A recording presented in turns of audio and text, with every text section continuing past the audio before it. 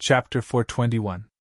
The sudden unforeseen event caused everyone to quickly extricate themselves from the matter of Han Shuo's group of 4. Each and every one of them had a solemn expression as they began to fret over the attack of Ashburn, Charles, and the others. "Kid, how did you know that old fox Ashburn is coming?" Firenze looked at Han Shuo suspiciously, as if he didn't quite believe what Han Shuo had said. Among these people, Firenze was the least familiar with Han Shuo. He wasn't like Karel, Sabacus, and the others who knew that Han Shuo possessed a mysterious martial technique that allowed him to see through the entire situation. Seeing that Han Shuo had said so with such certainty, he naturally didn't quite believe it. "He indeed knows," Sabacus explained to Firenze. "It is precisely because of his mystical insight that we have been able to hold on until now." Firenze was stunned. Shortly after, he looked at Han Shuo in astonishment, not understanding how Han Shuo had done it. Firenze knew that Sabacus wasn't the kind of person who would speak without thinking. Since he said that Han Shuo could do it, then Han Shuo would definitely be able to do it. This time, the ones who have come include the city guards from the other city gates. With our current army, we shouldn't be able to resist them. In addition, that sacred knight and the temple knights from the Church of Light, including Earth's sacred Magus Tempus, are in the middle of this group.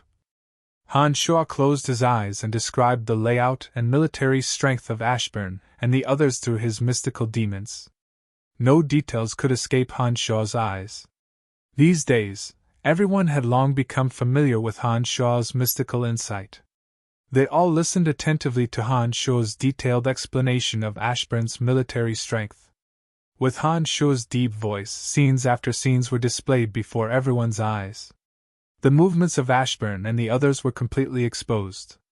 After Han Shuo finished his explanation, Firenze said with a calm face, "It seems that Ashburn intends to take down the northern city district in one go.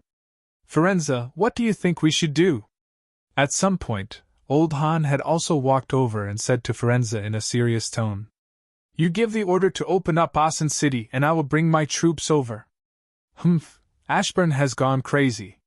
"It seems that His Majesty the King's prediction was right," Firenze said with a murderous look. You brought your troops here?" Old Han was obviously shocked as he looked at Firenze in astonishment. "Nonsense. Otherwise, why would I come to Asen City alone at this time of chaos? Don't tell me I'm here to watch a show?" Firenze glared at Old Han, then casually pointed at Boris, the leader of the Northern City Army, and said, "Why don't you and I make a trip to the North Gate?" "All right, I'll go with you immediately." Boris didn't express any displeasure at Firenze's order, and immediately agreed. In front of Firenze, regardless of experience or seniority, Boris was far inferior to him. Firenze had always been arrogant and haughty, but he had the qualifications to be so. This was something that everyone in the Lancelot Empire was aware of. Furthermore, it was obvious that Firenze intended to help Lawrence. As Lawrence's uncle, Boris was naturally very happy and didn't dare to have any objections. "Thank you, I will definitely remember Lord's righteous act." Lawrence, who had been silent all this time, suddenly bowed deeply to Firenze and said with a solemn expression. Firenze casually waved his hand, obviously not taking Lawrence's gesture to heart. He said impatiently, "Bullshit righteous act. If it wasn't for His Majesty repeatedly begging me before his death, I wouldn't have bothered with your trivial matters. I don't care who becomes the new king. In any case, no one dares to lay their hands on my southern border province. You don't have to thank me. Although His Majesty can be a little sinister and vicious at times, he still treats me well. I only mobilized the troops to Asen City because of His Majesty's face, not because I think highly of you." Lawrence's expression was awkward. He smiled embarrassedly and didn't know what to say. He thought to himself, this lunatic is really hard to please. He won't listen to good or bad words. "Let's go. Open the city gates and welcome my Howling Legion in."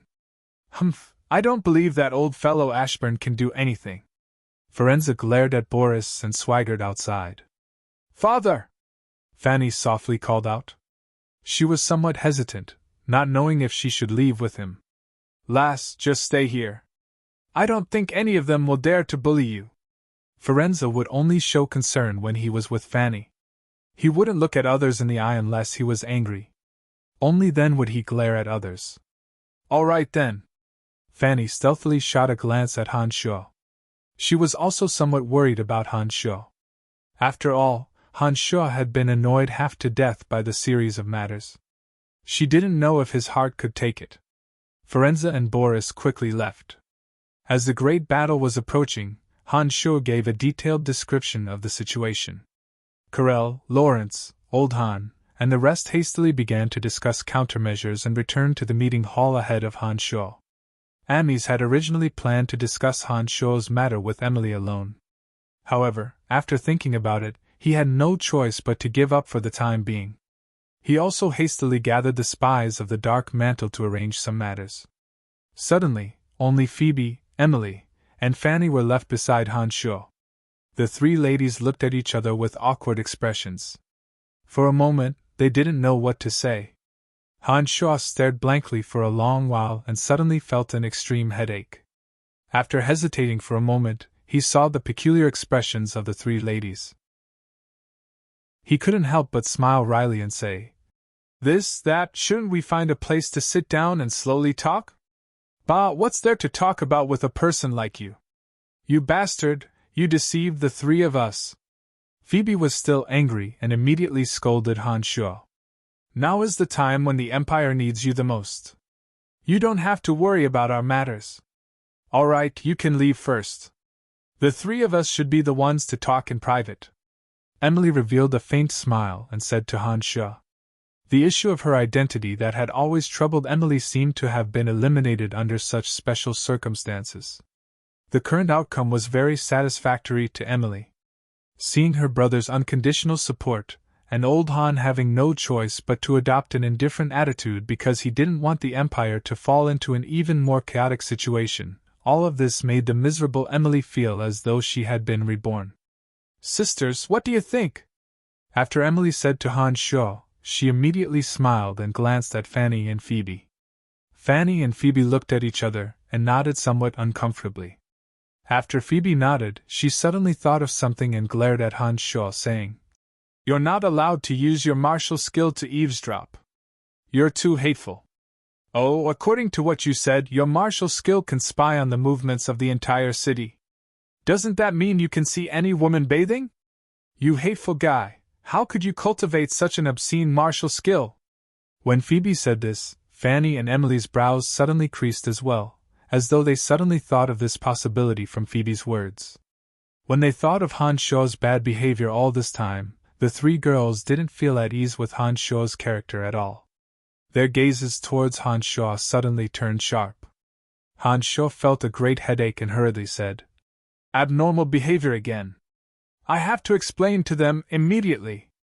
After saying this, Han Shuo immediately ignored the three girls' clamor and hastily left in front of the three girls at lightning speed, arriving at a messy stone forest behind the castle. Han Shuo didn't go to the meeting hall where Sabakas and the others were. After such a chaotic incident just now, Amis, Karel, Old Han and the others probably wouldn't give him a good look. Han Shuo knew that those people were angry and naturally wouldn't go and seek trouble for himself. Using the demon's lair edge to dig out a large hidden hole in the stone forest, Han Shuo set up the transportation matrix and arrived at the Cemetery of Death. In the dusky Cemetery of Death, the Earth Elite Zombie was lying there quietly in the place of extreme Earth, as though he had already fainted.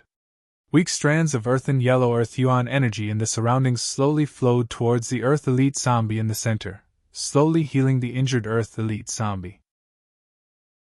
More than half of the Yuan energy of Earth in the place of extreme Earth in the Cemetery of Death had been consumed when refining the Earth Elite Zombie. There was only a small amount left now. 3 days ago, Han Shuo had let the Earth Elite Zombie in and used the remaining Yuan energy of Earth in the place of extreme Earth to heal the Earth Elite Zombie's injuries. While Han Shuo was looking at the Earth Elite Zombie lying silent in the depths of the earth with a pained heart, Han Shuo sensed Little Skull's call.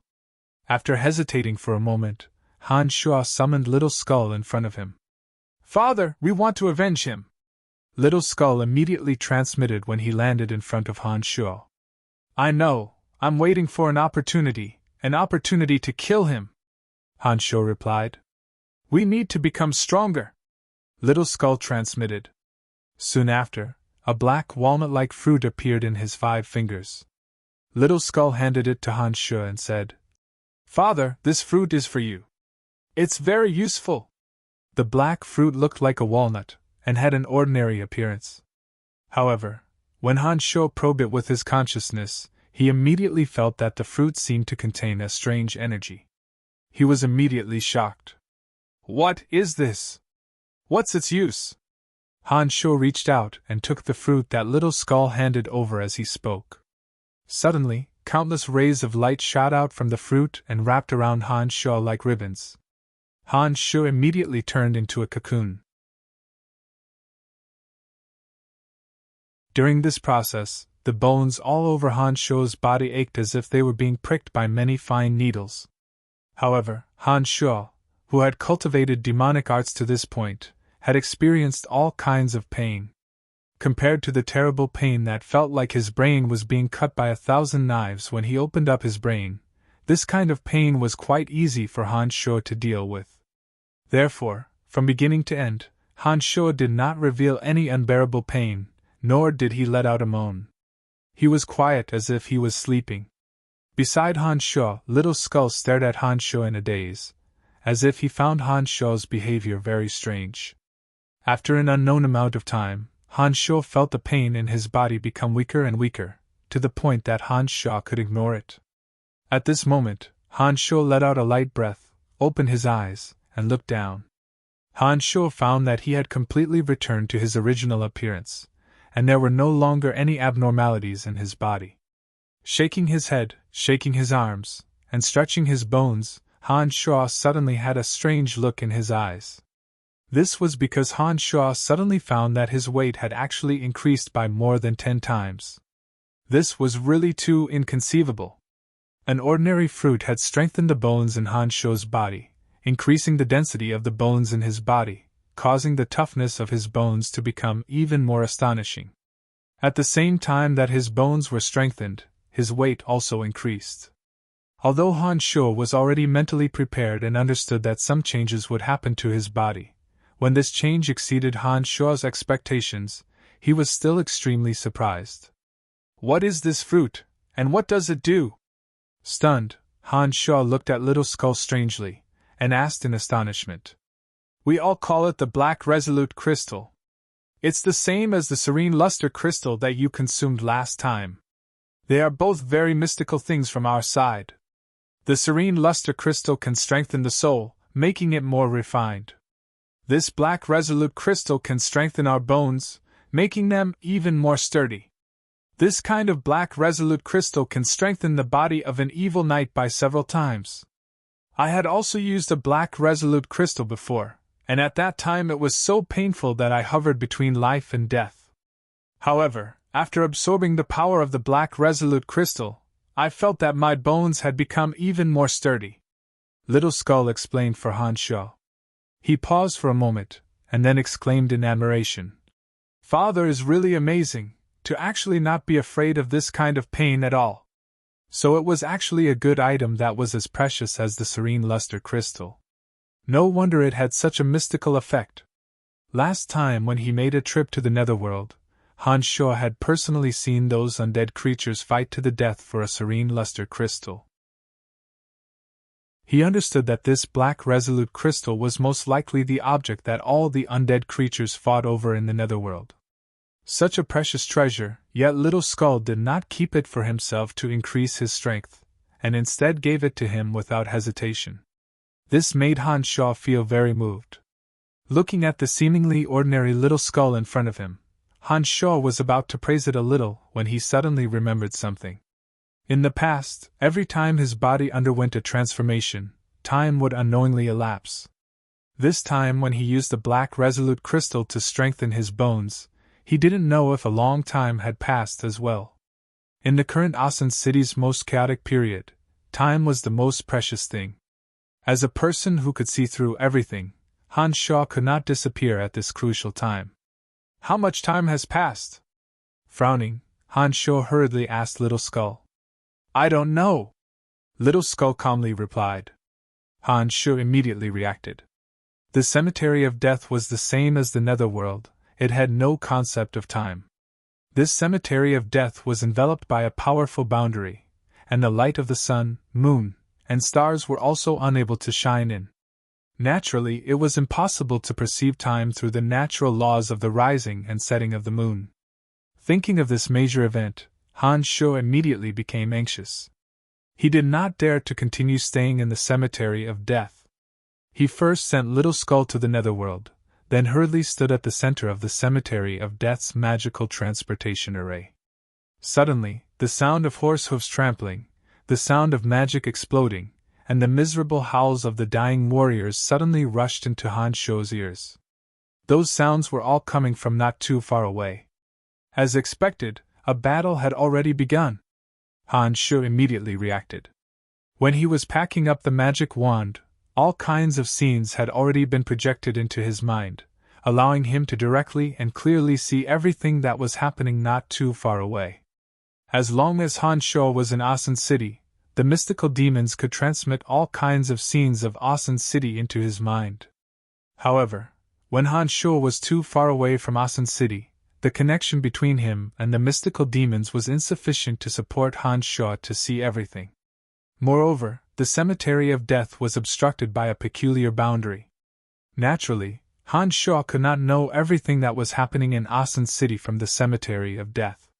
However, when Han Sho entered Asan City through the transportation array, the connection between him and the 12 mystical demons was immediately re-established, once again allowing Han Sho to have the ability to control everything.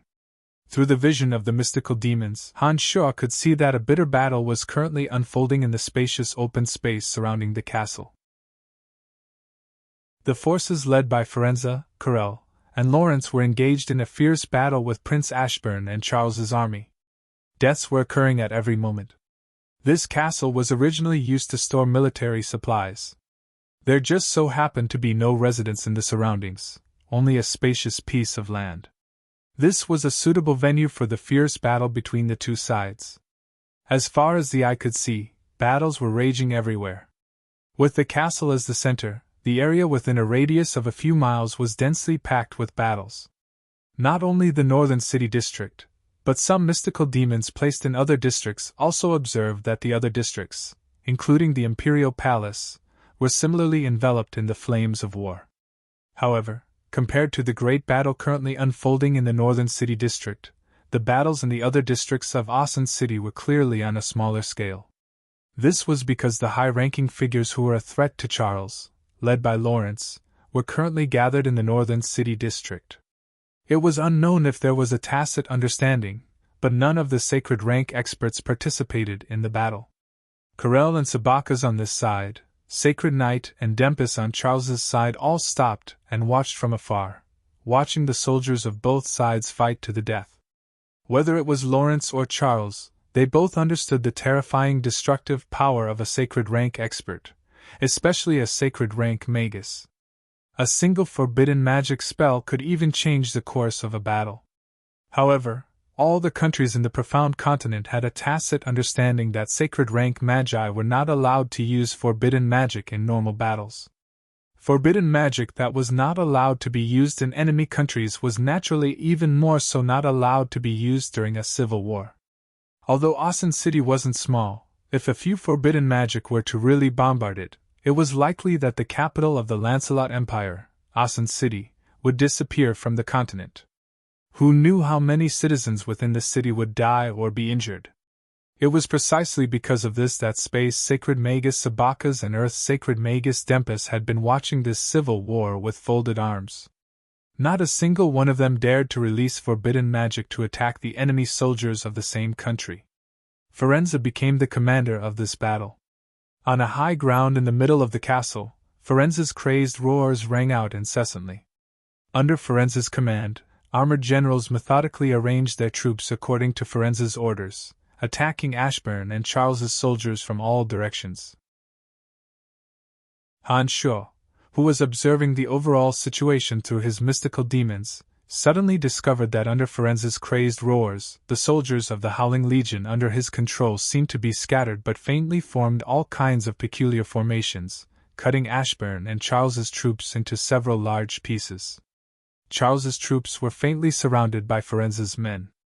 Only Han Sho, who was using his mystical demons to observe the overall situation, was able to clearly see this kind of strange transformation. Those soldiers and generals who were participating in the battle were unable to miss out on the silent transformation of the battle. The soldiers of the Howling Legion that Ferenza brought had uniform patterns on their armors. These soldiers from the southern border had fought against the barbaric orcs for many years. Every weapon in their hands had been stained with too much blood. Each of them had valiant bodies and grave expressions. Their fighting strength was even more frightening than the Redba Knights that Han Sho had seen previously. The city guards of Lancelot Empire's capital, Asan City, were among the best in the entire Lancelot Empire. However, now that they were fighting against Ferenza's Howling Legion, it was obvious that they were inferior to Ferenza's Howling Legion. Apart from having slightly better equipment, they were far inferior to the Howling Legion in terms of combat experience, teamwork and individual strength. Suddenly, Han Sho discovered that the city guards of the northern city and Ferenza's Howling Legion, under his seemingly crazy command, were actually gradually gaining the upper hand. Unknowingly, they were gradually nibbling away at the troops brought by Charles and Ashburn. This lunatic was able to stand tall in the southern border for so many years, causing the barbaric orcs to be unable to break through the southern border's defensive line. His reputation was indeed well-deserved.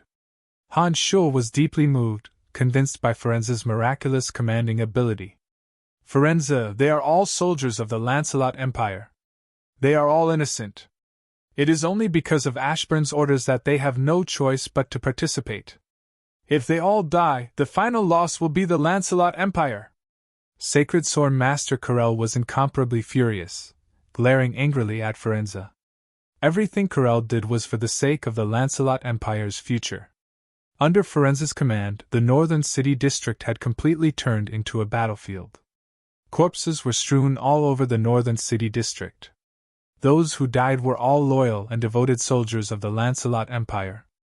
It was only because their respective masters were different that they had no choice but to kill each other. It was obvious that Corel wasn't willing to see such casualties on his own side. Even Dark Mantle Elder Sabakas was extremely pained as he watched the increasing casualties. He hesitated for a moment before advising Ferenza, who had fallen into a state of madness. Ferenza, if this goes on, even if we win, the Empire's vitality will be damaged. Ferenza didn't move in the slightest and continued to loudly command his subordinates. Seeing that Sabakas, Corel, and the others were still clamoring, he couldn't help but fiercely glare at Corel and said, "Looking at the coups in every country on the continent, which one of them wasn't a bloodbath? Other than people dying in battle, can you use your mouth to make Ashburn abdicate? Humph, with a sacred knight and an earth-sacred Magus Dempus there, as well as all kinds of experts in the surroundings, even a demigod expert might not be able to easily kill them. I don't see what you can do. Both of you. This kind of matter can only be quickly pacified through a bloody massacre. The longer the coups are dragged on, the more disadvantageous it will be for the Empire. Damn it, aren't my subordinates also suffering great losses? I didn't even say anything, so why are you getting so worked up? If you're unhappy that I won't interfere, let's see if you can persuade those two foxes, one old and one young, to relinquish their authority and willingly let you take over everything." Ferenza's blunt words were like cannonballs shooting towards the two sacred rank experts, leaving them speechless and unable to find any reason to retort. Ferenza was originally arrogant and conceited. If it was during normal times, he might have given Sabakas some face. However, once it was a battle, Ferenza would immediately become a true man. For the sake of victory, he would even dare to disobey His Majesty's orders without the slightest hesitation, let alone these two experts. After cursing and swearing, Ferenza didn't pay any attention to the two sacred rank experts, and continued to roar crazily to command the generals under him. He passed on his plans for the battle to his subordinates, causing the Howling Legion to quietly and slowly take the initiative on the battlefield. They had already surrounded Ashburn's troops without anyone noticing. The two sacred rank experts bitterly glanced at each other, and could only sigh softly, their faces filled with pain and helplessness. They weren't good at commanding such a large-scale battle. Without Firenze and the Howling Legion under his command, there wouldn't be any suspense in this battle. Moreover, Firenze's words were indeed reasonable. Indecisiveness would only lead to chaos. Currently, the Lancelot Empire could only resolve the chaos through a bloody battle. Otherwise, once the various parties escaped from Asen City and occupied the various provinces, it would be a devastating blow to the Lancelot Empire. Therefore, even though the two sacred rank experts were mercilessly scolded and cursed by Firenze, they could only swallow their bitterness. They didn't dare to contradict the current Firenze, lest this fellow would act even more crazily. Hans Shaw couldn't help but heave a sigh of relief after taking in the various scenes. He no longer stayed in the excavated cave. Hans Shaw flew out and descended from the sky towards the castle. Whoosh whoosh. Crossbow bolts with extremely long range pierced through the sky towards Hans Shaw. Hans Shaw was startled. He looked down and saw a few soldiers of the Howling Legion glaring at him with grave and stern faces. They had actually discovered his tracks from afar and shot their crossbow bolts at him. His evaluation of the Howling Legion rose by another level. Hans Shaw chanted an incantation and a pure white flower bud bloomed in the sky. The white bone shield formed and blocked all the crossbow bolts. Hans Shaw wasn't injured in the slightest as he arrived at the center of the castle where Firenze was. Chapter 423. Little bastard, we've already been fighting for 2 days. Where the hell did you go? Firenze couldn't help but curse loudly when he saw that it was Hans Shaw. During the battle, Hans Shaw could be considered as an important figure. His sudden disappearance for 2 days had frightened everyone, especially Phoebe, Fanny, and Emily. They thought that Hans Shaw had gone into hiding to avoid punishment, and were so anxious that they didn't know what to do. Fortunately, the Dark Mantle organization displayed an astonishing ability. During the 2 days that Hans Shaw had disappeared, the Dark Mantle members that were hiding within Asen City continuously transmitted all kinds of information, helping Firenze, Old Han, and the others to make the correct decision when it came to deploying troops. This allowed them to gain the upper hand in the battle against Ashburn and the others. Some private matters. Hans Shaw also didn't expect that a black resolute crystal would actually cause him to stay in the cemetery of death for 2 days. Originally, Hans Shaw only wanted to take a look at the Earth Elite zombies' injuries before returning. How could he have known that he would stay for such a long time? Now that Firenze was scolding him, Hans Shaw also had nothing to say. All right, enough with the nonsense. Since you're here, tell me about the situation in the other districts. This time, we must settle the situation in one battle to prevent Ashburn and the others from escaping.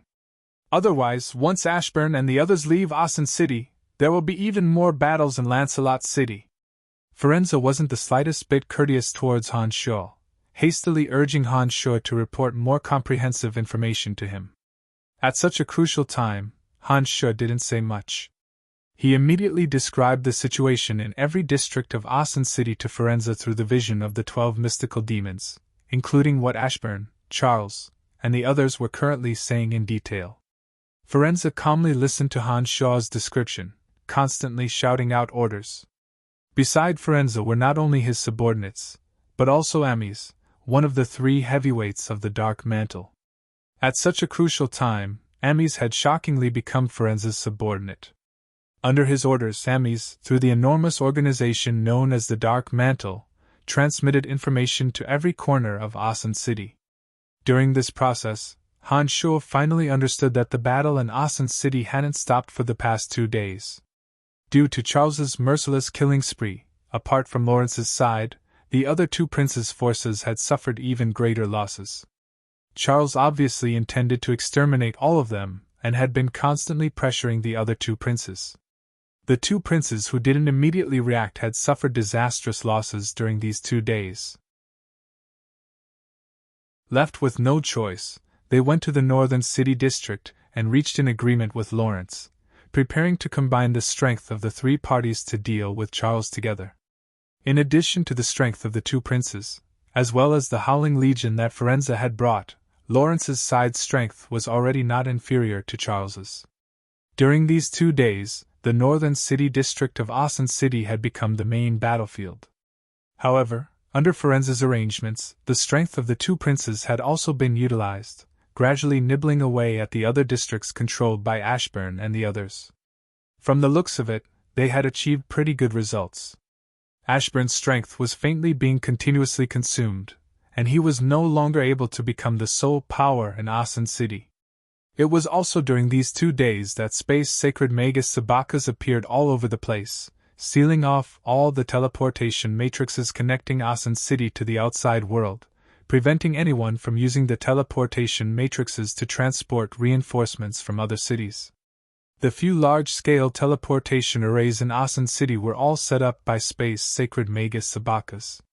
Although Ashburn, Lawrence, and the others had suddenly sent a large number of troops to guard them, Sabakas, as the person who set up the teleportation arrays, was unable to seize the teleportation arrays, but he could seal them. In this way, no one would be able to use the transportation matrices to mobilize troops from other cities. Within a short period of time, the battle in Aachen City wouldn't expand. Whoever was able to quickly obtain victory in Aachen City within these few days would have the highest possibility of ascending to the throne of Lancelot Empire. "All right, there's nothing else for you to do. Go do what you need to do." When Hans Scholl described the situation in each region of Aachen City to Firenze, and after Firenze had passed down the orders according to Hans Scholl's narration, Firenze impatiently urged Hans Scholl to leave. Hans Scholl stared blankly for a moment before nodding his head without saying anything else.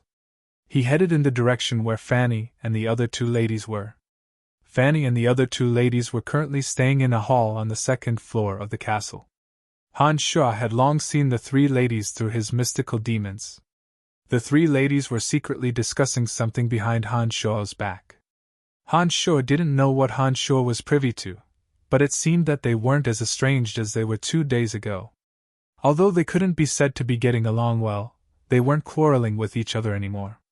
Honestly speaking, even now, Hans Scholl was still apprehensive in his heart, and somewhat didn't dare to face the three ladies. However, Hans Scholl knew that there were some things that he couldn't avoid. Since he had appeared after disappearing for 2 days, it wouldn't make sense if he didn't come to visit the three ladies. Therefore, he could only brace himself and go to the hall on the second floor where the three ladies were. When Hans Scholl's deliberately heavy footsteps resounded outside the hall, the three ladies who were chatting casually suddenly focused their gazes on Hans Scholl, who had already appeared at the door. The gazes of the three ladies were like fiery thorns that pierced into Hans Scholl's body, causing Hans Scholl to feel uneasy from head to toe. After letting out a dry cough, Hans Scholl awkwardly smiled and said, They're all here." Phoebe unhappily glared at Hans Scholl and said, "Yeah, we're all waiting for a big shot like you. We don't dare to be like you and play missing during the war. If it weren't for the fact that we already know of your criminal record, someone might have already left the castle to look for you." As she said this, Phoebe's bright eyes wandered back and forth between Emily and Fanny, obviously hinting at something. Emily was calm and composed as she looked at Hans Scholl with an amused smile. She wasn't the slightest bit affected by Phoebe's words. However, Fanny's face was obviously a little tender, or perhaps because she wasn't too familiar with Phoebe and Emily, her face unconsciously blushed. "I also don't know. I just left for a while and 2 days have passed. However, it seems that when I'm not in the castle is actually operating better. Ha, aren't we gradually gaining the upper hand on our side?" Hans Scholl let out a self-deprecating chuckle and said to the three ladies in a relaxed manner, "When you're not in the castle, we have to rely on the organization to obtain information for everything. The members of the organization have been as busy as dogs these past 2 days, and all of them have been extremely careful, afraid that they'll be caught and used as cannon fodder for a change in power. However, to be honest, Fanny's father is indeed an extraordinary person.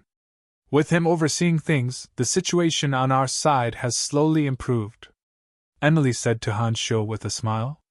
Among the three ladies, Emily knew the most about Han Shuo's secrets, and also understood that Han Shuo held the secrets of the Cemetery of Death. She roughly guessed that Han Shuo had perhaps used the transportation matrix to arrive at the Cemetery of Death. She didn't express too much concern about Han Shuo's sudden departure, and instead continued to persuade the other two ladies.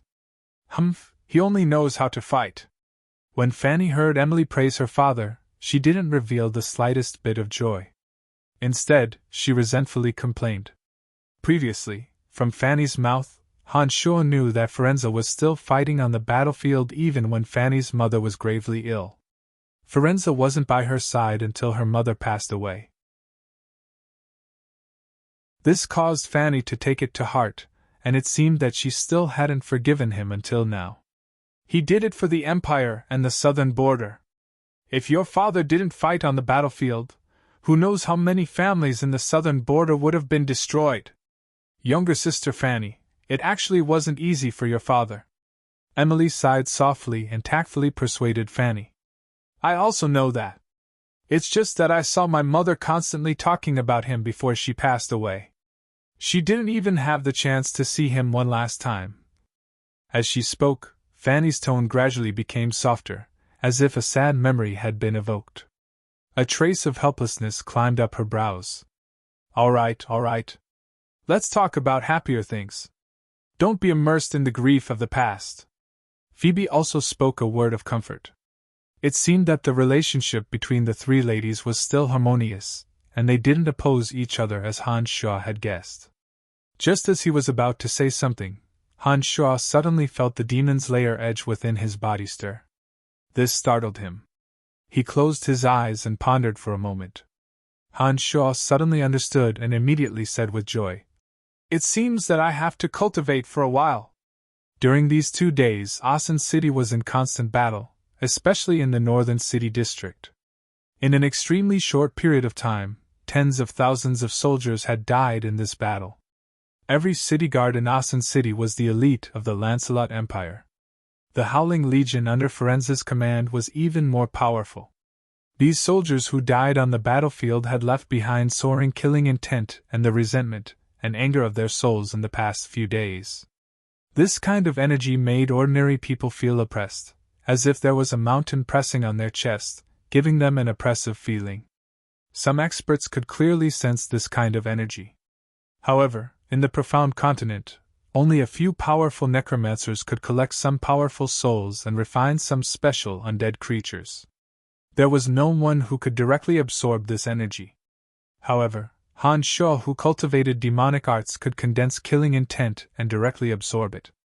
The souls of the dead that had yet to dissipate between heaven and earth, as well as the endless resentment and fear left behind from when they were still alive, could also be easily absorbed by the demon's lair edge. It was precisely because the demon's lair edge sensed the familiar energy shrouding between heaven and earth that it eagerly transmitted a signal to Han Shuo. What's going on? Why do you suddenly want to cultivate? Phoebe looked at Han Shuo, puzzled, and asked. This is not easy to explain. It has something to do with the special martial technique I cultivate. It's just like the dense killing intent all over Balance's body.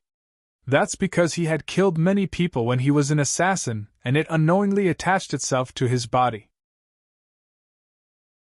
He can use the killing intent to intimidate people. Oh, right, this energy is also useful to Balance. As long as I help him, he can also take the opportunity to absorb a bit of the killing intent that filled the battlefield. Alright, I won't talk to you guys anymore. I'm going to look for Balance first. Han Shuo casually explained. Soon after, he suddenly thought of Balance and hurriedly walked out. That bastard. Phoebe couldn't help but curse when she realized that Han Shuo had already disappeared. In the past 2 days, Balance's calm and callous heart had become somewhat unstable. Han Shuo's miraculous martial technique had unfolded in front of Balance's eyes. Balance, who would soon be able to cultivate this martial technique, would become excited whenever he thought about it. At Balance's age and level, his pursuits weren't as chaotic as those of the younger generation. Only some substantial benefits would make him feel excited. Balance, who had been an assassin for many years, had always thought of himself as extremely calm. But after being convinced by Han Shuo's string of miraculous martial techniques these 2 days, his calm heart became excited. It's been 2 days. I hope little senior brother is fine. In this world, perhaps only little senior brother can point me in the right direction. Balins inwardly thought. He was truly worried for Han Shuo, fearing that the only guiding light in this world would be extinguished. Whoosh! A soft sound entered his ears. Balins was suddenly startled. His killing intent abruptly retracted and tightened as he coldly said, "Who is it?" It's me." Han Shuo replied with a light smile and immediately landed beside Balins. Balins couldn't help but feel joy in his heart. However, he didn't show the slightest bit of it on his face. He bowed towards Han Shuo and respectfully said, "Senior brother." During the war, Balins, who wasn't good at commanding battles, was alone in a remote room on the 3rd floor. There were too many experts around Ashburn, Charles, and the others. No matter how formidable Balins was, he wouldn't be able to assassinate Ashburn. Now that the castle was similarly filled with experts, Lawrence basically didn't need to worry about his own safety. Thus, Balins suddenly became idle and stayed alone in this remote room. "I have an important matter to discuss with you. Come, let's go to the highest roof of the castle." Han Shuo didn't waste any words and directly instructed with a smile. Balins didn't say anything further and immediately nodded in agreement. He flew out together with Han Shuo and headed towards the highest clock tower of the castle. Before entering the sect, Han Shuo had already told Balins some rigid rules. Balins had firmly remembered these rules. One of the rules that he couldn't disobey an elder's orders had been repeatedly emphasized by Han Shuo. As the senior brother who would impart martial skills to him, Han Shuo was naturally his elder. Balins hadn't lived in vain for so many years and clearly understood that Han Shuo's orders were the most important. When the war was in full swing, Han Shuo brought Balins directly to the clock tower. After landing, Han Shuo looked at Balins with a smile and said, "Originally, I should only impart martial skills to you after entering the sect. However, the flames of war are incessant and the entire Asen city is shrouded in many special energies. Perhaps you are able to sense these energies. If I impart martial skills to you now, I can help you absorb these energies before they disperse. This way, your strength will advance by leaps and bounds." Before Han Shuo finished speaking, Balins' heart was already filled with ecstasy. He had yearned for this day and night for a long time. When he heard that Han Shuo was going to impart the martial skills that he yearned for day and night, the excitement in his heart was simply uncontrollable. His body actually couldn't help but slightly tremble. When Han Shuo mentioned that martial skills could absorb this kind of energy, Balins was so excited that he almost fainted.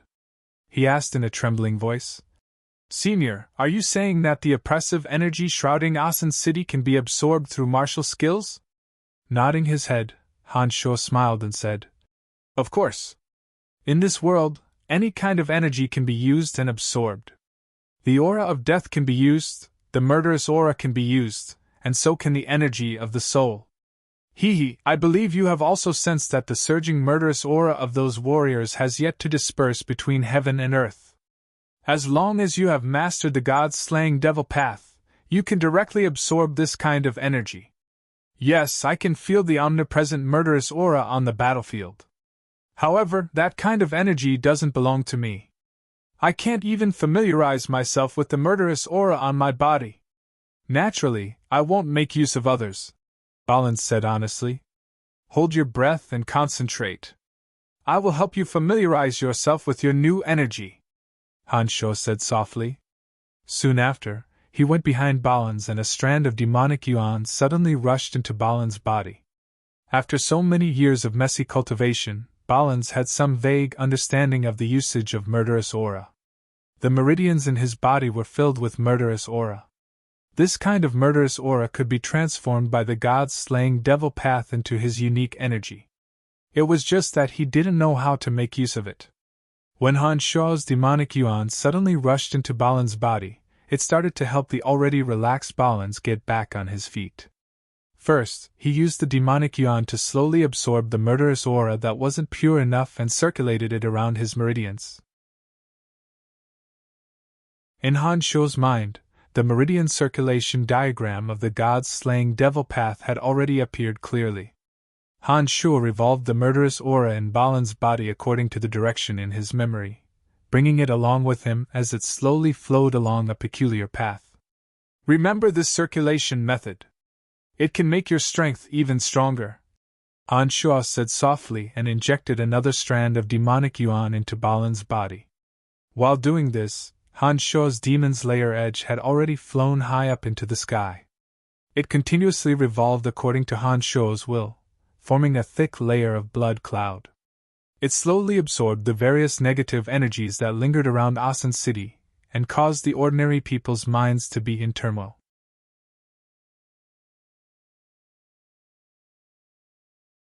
Chapter 424. When Balins heard that this method of circulation could make him stronger, he immediately focused his attention, not daring to relax in the slightest. A large amount of killing intent filled Balins's body. It was guided by the demonic yuan and slowly circulated within his meridians, gradually forming a standard and perfect path. Every time a round of circulation ended, Balins could feel that there seemed to be something extra in his body. However, Balins could only try his best to remember the circulation method of the killing intent, but was unable to control the circulation of the killing intent himself. Pay attention, this is a mnemonic chant. Only by remembering this mnemonic chant and being able to understand how to use it, will you be able to control the circulation of the killing intent in your body without the guidance of my demonic yuan, Han Shuo said in a low voice beside Balins's ear. Balins's mind trembled, not daring to move an inch as he waited for Han Shuo's narration of the mnemonic chant. To him, everything Han Shuo did for him was so novel, and every word Han Shuo said was so profound and mysterious. Balins knew nothing about this unknown martial art, but he had already learned of the wonders of this martial art from Han Shuo. Seeing that the opportunity was right before his eyes, he didn't dare to relax no matter what. Han Shuo's deep voice sounded beside Balins's ear. Balins no longer let his imagination run wild. When Han Shuo's voice sounded again, he abandoned all distracting thoughts and listened attentively to Han Shuo's narration. Regardless of whether he could immediately understand it or not, the first thing he needed to do was to memorize the mnemonic chant. Han Shuo repeated it 3 times in a row, and then slowly explained some basic knowledge of demonic arts. After all, demonic arts from another world were different from all the martial techniques and magic systems of the profound continent. As a native who had never come into contact with demonic arts, it was by no means an easy task for Balins to understand the true meaning of those mnemonic chants in a short period of time. Han Shuo patiently described to Balins some common-sense questions, and then explained in detail how to make Balins memorize the mnemonic chant. Regardless of whether Balins could understand it or not, Han Shuo told Balins everything he knew about the god's slaying devil path. Alright, I'll leave a portion of the demonic yuan in your body to help you form a vortex to absorb the killing aura. You'll have to figure out the rest by yourself. Remember any questions you don't understand, and I'll explain them to you when I'm done with my business. Han Shuo instructed Balins when he saw that it was about time. A few strands of demonic yuan that were originally circulating in Balins's body suddenly changed course and converged at Balins's chest. Slowly, the strands of demonic yuan began to revolve in an arc, driving the killing aura that filled Balins's body. Gradually, a vortex that was hard to see was formed in Balins's body. After the vortex was formed, a seemingly tangible killing intent suddenly emanated from Balins's chest. The dense killing intent was like a sharp unsheathed sword, carrying the desire to destroy and slaughter.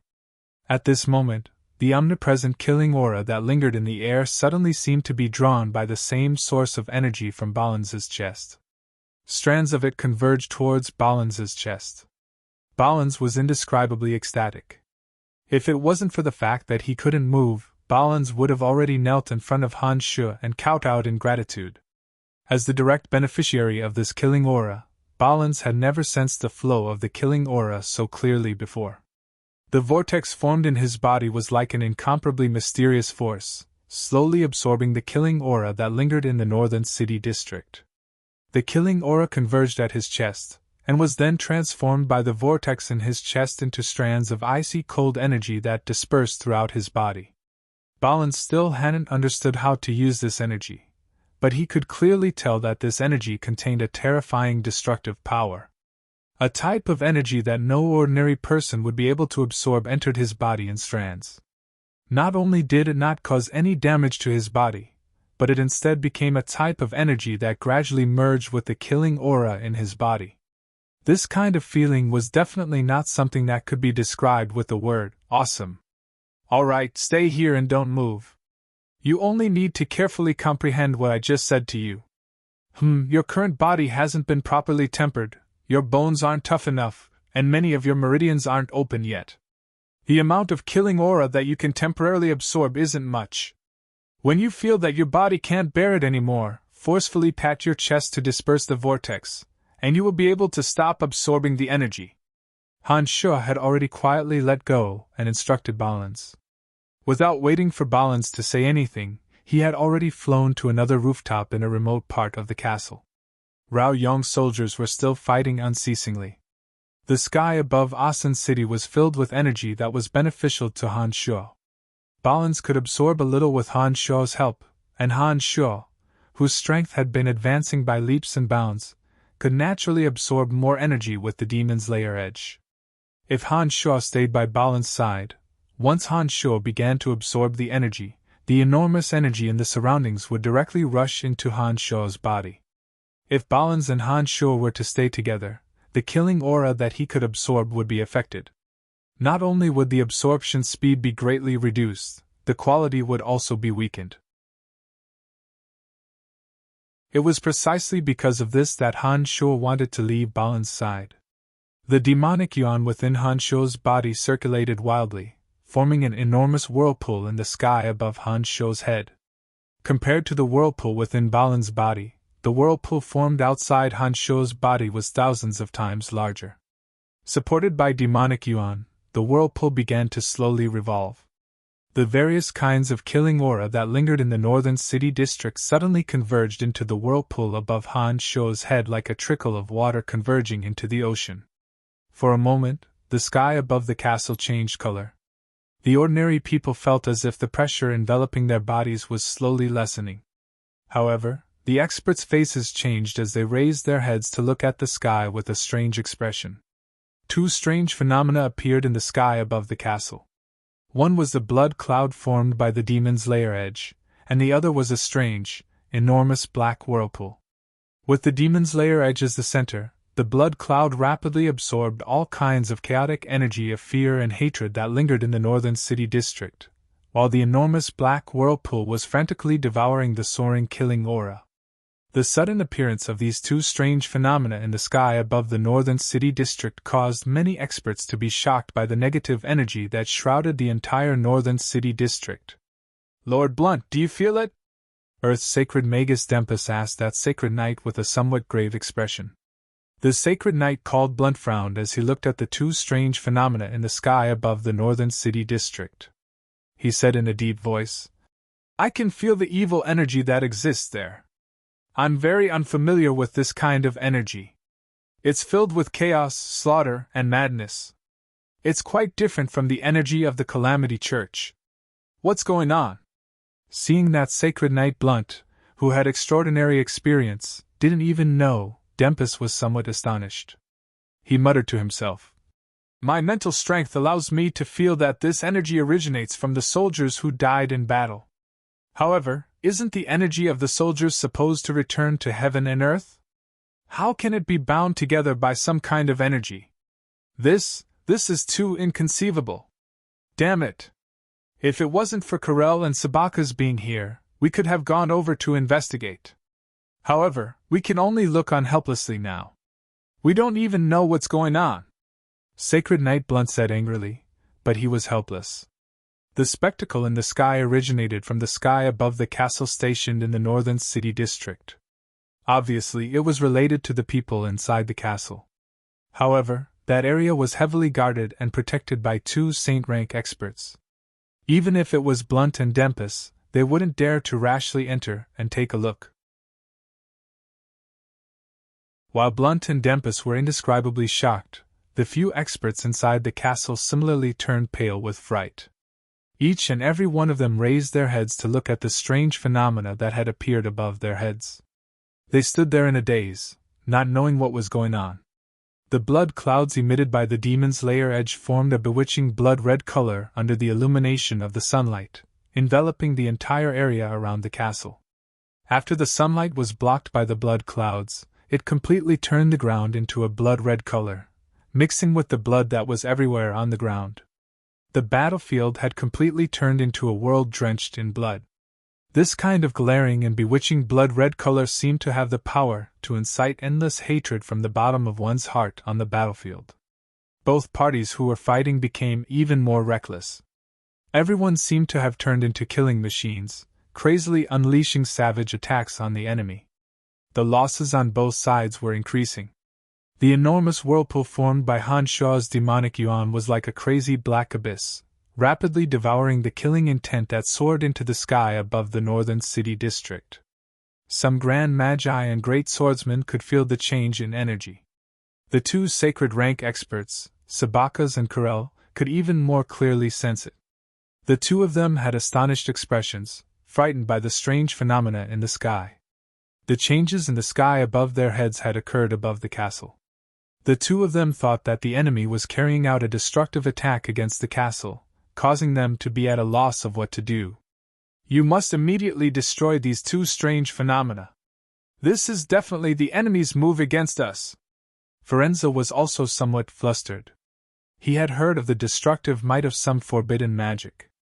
If the phenomena above their heads were the prelude to the brewing of true destructive forbidden magic spells, then this area would most likely be plunged into an abyss of misery. Even if Firenze was good at leading troops, it would be absolutely impossible for him to escape from such a large area of effect attack. The two sage rank experts glanced at each other with a look of surprise on their faces. Sabakas hesitated for a moment, and said doubtfully, "The energy formed by the two spectacles above us is a little strange. I don't think it's something that the Church of Light or Dempus can create. This energy is filled with chaos and slaughter and is as different as night and day from their energy. Something isn't right." "I also don't think so. If Ashburn's side had the help of the Calamity Church, then I can believe that this is a terrifying magic attack against us. However, this energy clearly carries an evil aura. Furthermore, the Calamity Church will definitely not work together with the Church of Light. Therefore, this can be ruled out." "If that's the case, then it's really a little strange." Carol's face was also filled with doubt as he slowly explained with his own understanding.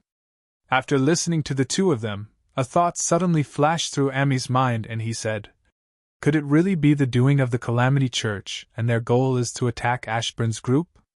That, the Church of Light's sacred knights are there. The Calamity Church and the Church of Light have always been mortal enemies. Could it really be them who took action?" Actually, there was another reason that Amis didn't say. As one of the three heavyweights of the Dark Mantle, Amis understood Han Shuo more than anyone else. He knew that Han Shuo seemed to have some connection with the Calamity Church. Usually, the Church of Light's mortal enemies would be targets that the Church of Light would do their utmost to rope in. Since the Church of Light wanted to make Han Shuo their mortal enemy, then the Calamity Church would definitely try to win over Han Shuo and build a good relationship with Han Shuo. However, saying this would damage Han Shuo's image. To people like Amis, Kurel, Bokas, and Sabakas, regardless of the Church of Light or the Calamity Church, they were merely a religion. They weren't like ordinary people who revered and loathed the two organizations, nor would they have any prejudice against Han Shuo because of what Amis said. However, some of the ordinary nobles of the Lancelot Empire instinctively rejected the Calamity Church. In order to prevent these people from having a bad impression of Han Shuo, Amis didn't say this reason. Sabakas, Kurel, and the others were suddenly startled when they heard Amis' explanation. Shortly after, the two of them looked at each other before Kurel opened his mouth and said, "That's also possible. Humph. What if this is really an attack aimed at us? If you don't take action and deal with it, the large-scale destructive magic will descend upon us. At that time, there will be no need for us to fight this battle. We'll have fun together. Firenze shouted at the two of them. After hearing Firenze's words, Karel and Sabaka's became hesitant and didn't know what to do.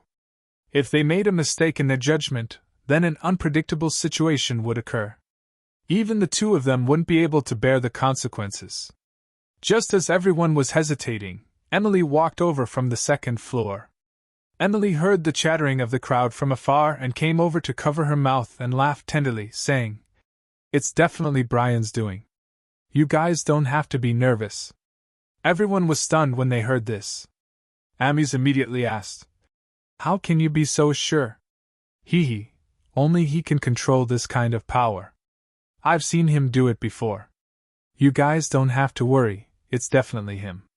Other than him, I've never seen anyone else who can control this kind of power left behind by fallen soldiers. Don't worry, there won't be any problems. Emily knew that Han Shaw had many secrets and explained to everyone with a smile. Seeing how certain Emily was, Sacred Sword Master Karel suddenly reacted and laughed heartily. That's right. It must be Brian.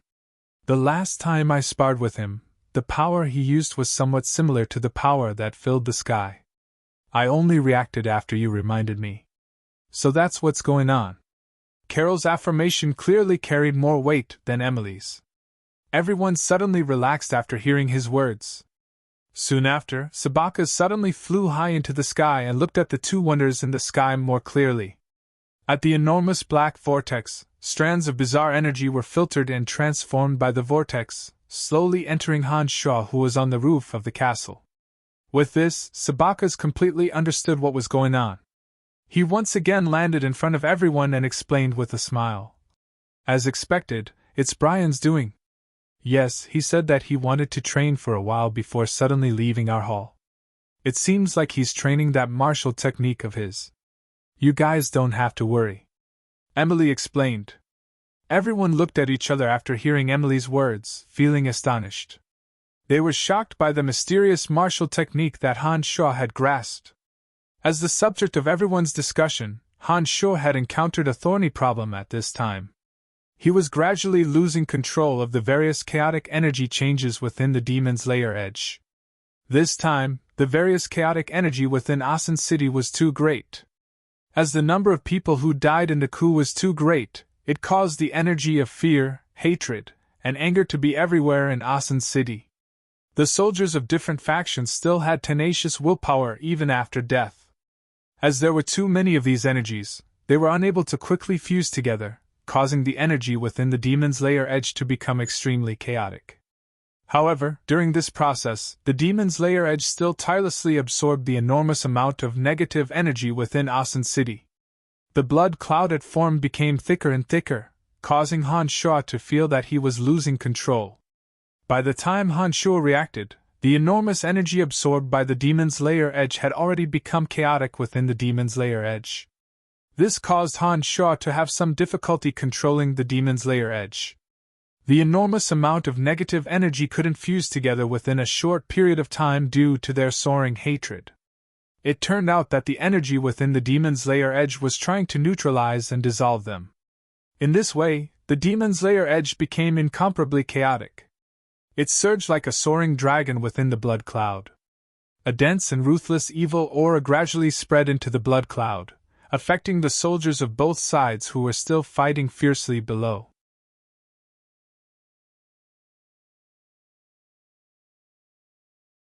Chapter 425. Han Shaw understood that this was caused by him being too greedy. However, until now, there was no good solution. Han Shaw's mind was one with the Demon's Lair Edge. The chaotic negative energy within the Demon's Lair Edge was running amok, gradually affecting Han Shaw's calm state of mind. Unwittingly, a thought of slaughter suddenly leaped into Han Shaw's mind. It was like a catalyst for poison. Once this thought appeared, Han Shaw's heartbeat started to accelerate. Not good. Han Shaw was greatly alarmed. This kind of emotion had not appeared for a long time. Han Shaw understood that this was a sign of turning into a demon. However, The hateful demon's lair edge was still frantically absorbing all the negative energy in Asen City, while Han Shuo's body was engulfing the soaring baleful aura with the vortex as the center. These two kinds of energy required Han Shuo to control. A mistake in one would immediately have a direct impact on the other. Gradually, Han Shuo's pupils started to turn red. Specks of bloody light lingered around his body. A violent and evil energy started to spread from Han Shuo's body. Within the castle, Sabaka's and Sacred Sword Master Karel immediately sensed the changes in Han Shuo. "What's going on?" Karel's expression changed as he looked towards the roof where Han Shuo was. "Pa pa pa!" Just as Karel's words fell, a crackling sound could be heard from the roof in the direction Karel was looking at. Streaks of scarlet radiance shot out, shattering the rubble of the house in that area. Sabaka stared blankly for 2 seconds before immediately teleporting to the area where Han Shuo was sitting cross-legged. Suddenly, he saw Han Shuo's malevolent and distorted face, appearing extremely terrifying. Within the enormous vortex above his head, strands of energy formed streaks of bloody light that flowed into Han Shuo's body like electric currents. A terrifying evil and ruthless energy suddenly erupted from Han Shuo's body. With Han Shuo as the center, the surrounding buildings collapsed one after another. Some of the soldiers in the castle were caught off guard and were immediately affected by this energy, causing nearly 100 deaths in an instant. Space Sacred Magus Sabaka's expression immediately changed. Without saying anything, he hastily released a defensive boundary. Furthermore, he condensed his mental strength and shouted in Han Shuo's direction. "Brian!" Han Shuo, who was about to fall into a demonic state, had his pupils turn into a terrifying scarlet red. It was as though blood was flowing within his pupils, appearing extremely terrifying. The shout condensed from Sabaka's mental strength was like a sharp needle that pierced into Han Shuo's mind. Han Shuo only felt a pain in his head and his mind sobered up for a short period of time. Han Shuo's eyes spun for a moment before he suddenly raised his head and roared towards the sky. An enormous baleful aura soared into the sky amidst the roar. While Sabaka's was indescribably shocked, Han Shuo suddenly flew into the sky from the castle like a bolt of lightning, suddenly disappearing into the blood clouds in the sky.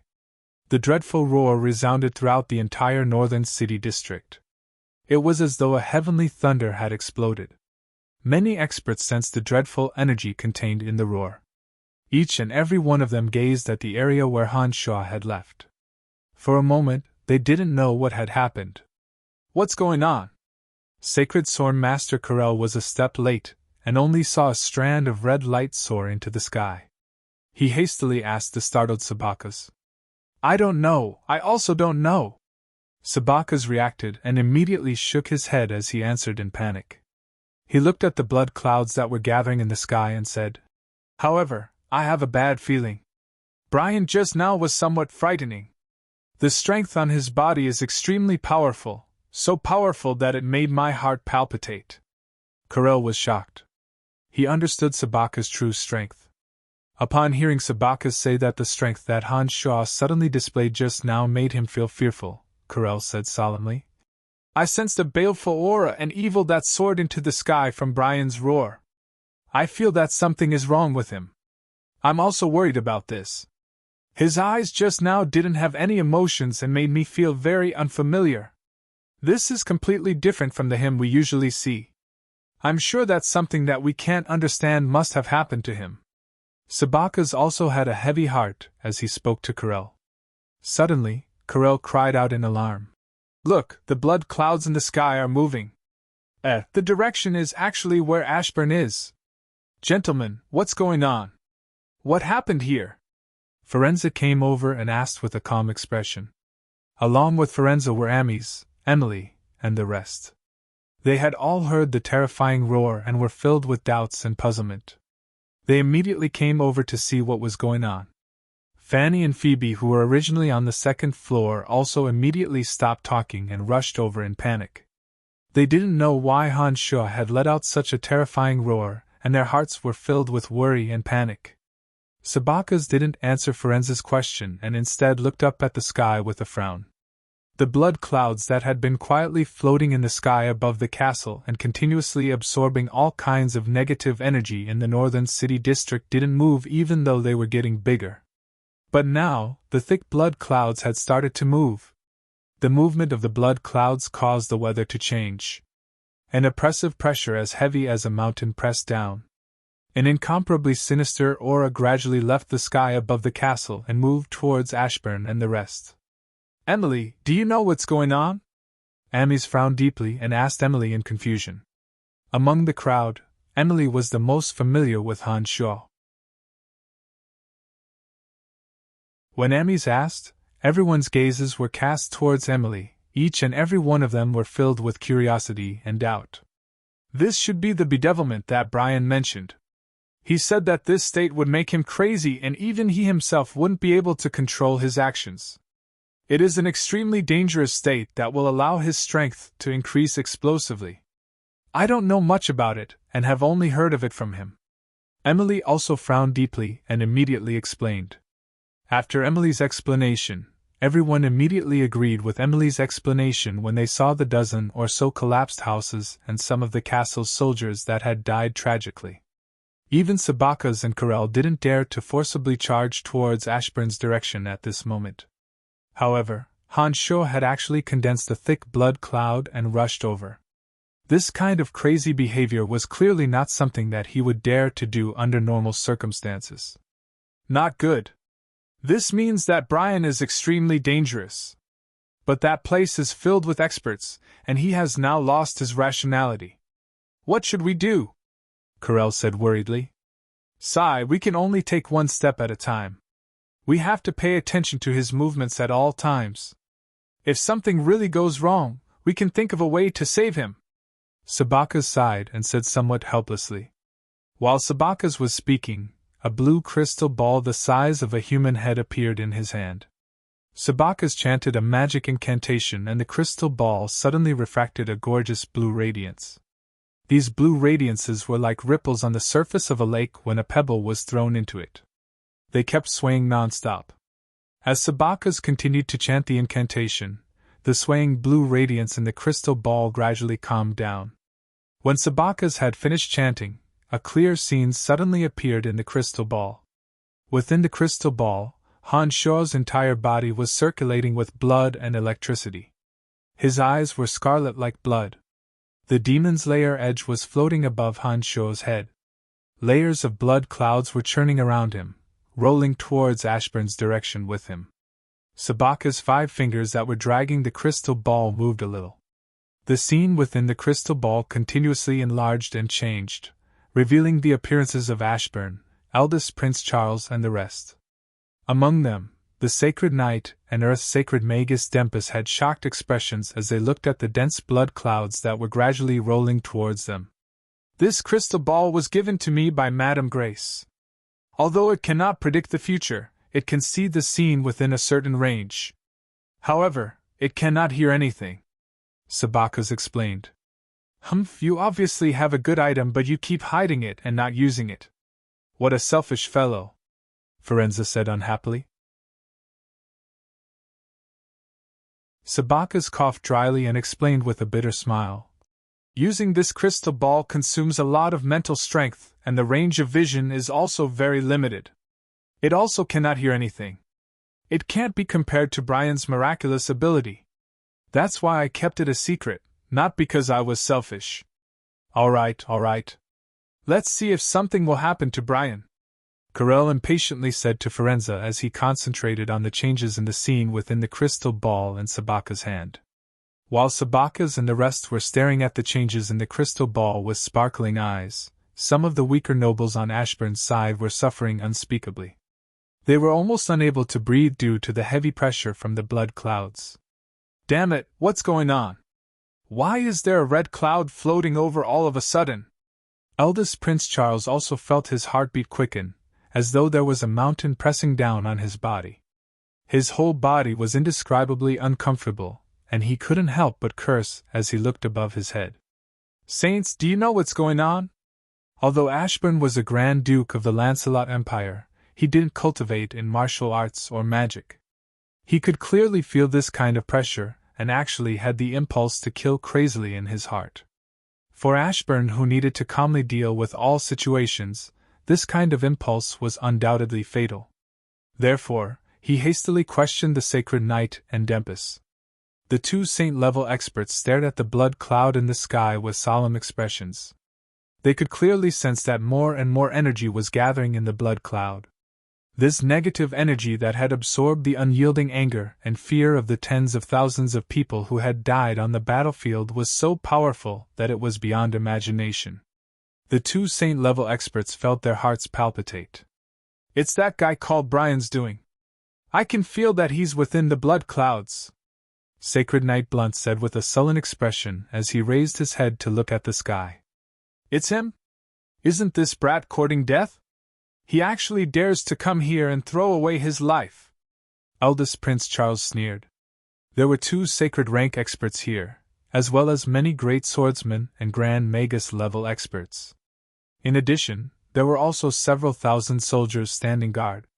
Charles naturally believed that Han Shuo's arrival would only result in death. However, Sacred Knight Blunt and Dempus could faintly sense the terrifying energy contained within the blood clouds. However, morale was of the utmost importance at this time. If Blunt and Dempus were to tell the truth, it might cause fear to arise in the hearts of the soldiers here. Blunt and Dempus glanced at each other. Dempus suddenly started chanting a magic incantation, setting up a barrier around Ashburn's location. This was to prevent them from being affected by the energy within the blood clouds and developing fear in their hearts before the battle had even started. "Wind mages, use the whirlwinds and tornadoes to sweep away the blood clouds," Sacred Knight Blunt instructed some of the mages beside him, making them immediately take action. The blood clouds in the sky grew thicker and thicker. Blunt could clearly sense that the energy came from the negative energy condensed by the blood clouds. Although Dempus was an Earth Sacred Magus, he was somewhat helpless against the blood clouds in the sky.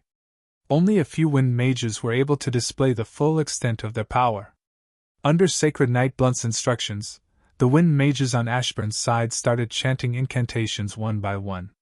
The wind element suddenly became dense, and tornadoes of various sizes slowly took shape, directly sweeping towards the blood clouds that were enveloping them. However, some things were always miraculous beyond one's expectations. The layers of thick blood clouds didn't scatter even under the fierce blows of the wind magic. They still followed the predetermined trajectory, enveloping the heads of Ashburn's group. Just as the wind mages were indescribably astonished, a sharp-eyed mage suddenly pointed at the blood clouds and cried out in alarm. "Look! There's a person in the middle!" As the mage's cry rang out, the sharp-eyed mages all noticed the center of the blood clouds. They saw an imposing figure covered in blood-red radiance interweaving like lightning, as though it was able to control the power of the blood clouds. It suddenly roared crazily as it pressed downwards like the blood clouds. Suddenly, an evil energy as frightening as a mountain shrouded the entire area. A weapon with overflowing ferocious might wrapped around the thick blood clouds, like a meteor trailing behind a blood-red radiance, abruptly chopped downwards. The friction between the rapidly descending weapon and the air produced a terrifying whistle. For a moment, the entire sky was filled with red light.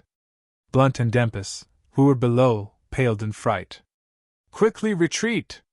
Dempus shrieked, grabbing Ashburn and eldest Prince Charles with his left and right hands, immediately using levitation magic to rapidly retreat into the distance.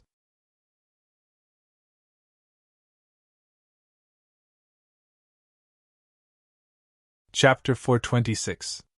When the numerous experts on Ashburn's side saw that Dempus was actually pulling eldest Prince Charles and his brother to retreat, they appeared to be somewhat incredulous.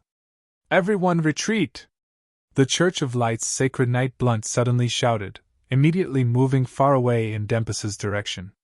The chaotic negative energy within the demon's layer edge that was entangled with the thick blood cloud violently surged out, intertwining with the energy within the blood cloud, chopping down with an incomparably terrifying, imposing manner. Dempus and Blunt were both overwhelmed with shock, not understanding what was going on. Especially Blunt. He had easily heavily injured Han Shuo a few days ago, and knew that although Han Shuo's strength wasn't ordinary, he still didn't place him in his eyes.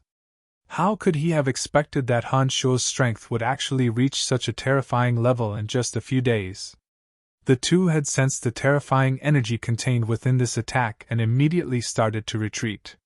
This was because even Blunt and Dempus didn't have the confidence to block such a frightening attack. With Dempus and Blunt retreating, the other shrimp soldiers and crab generals were naturally even more frightened. They began to flee this area in a panic. The figures of some experts with superior strength became blurry, distancing themselves from this area in the blink of an eye. The frightening attack carried the strength of a collapsing mountain, loudly striking the area where 100 people had yet to leave. Rumble! An earth-shattering tremor and roar erupted with that area as the center. Dust swirled violently, and the ground cracked. The hurricane swept up debris in all directions. All kinds of blood light exploded like fireworks, and ghostly wails and wolf-like howls rose and fell one after another. Those soldiers who had yet to leave were instantly blasted into dregs by this attack. Flesh and blood mixed with the debris shot into the distance. From afar, it was a scene of desolation. After the dust settled, that area seemed to have collapsed or experienced a great earthquake.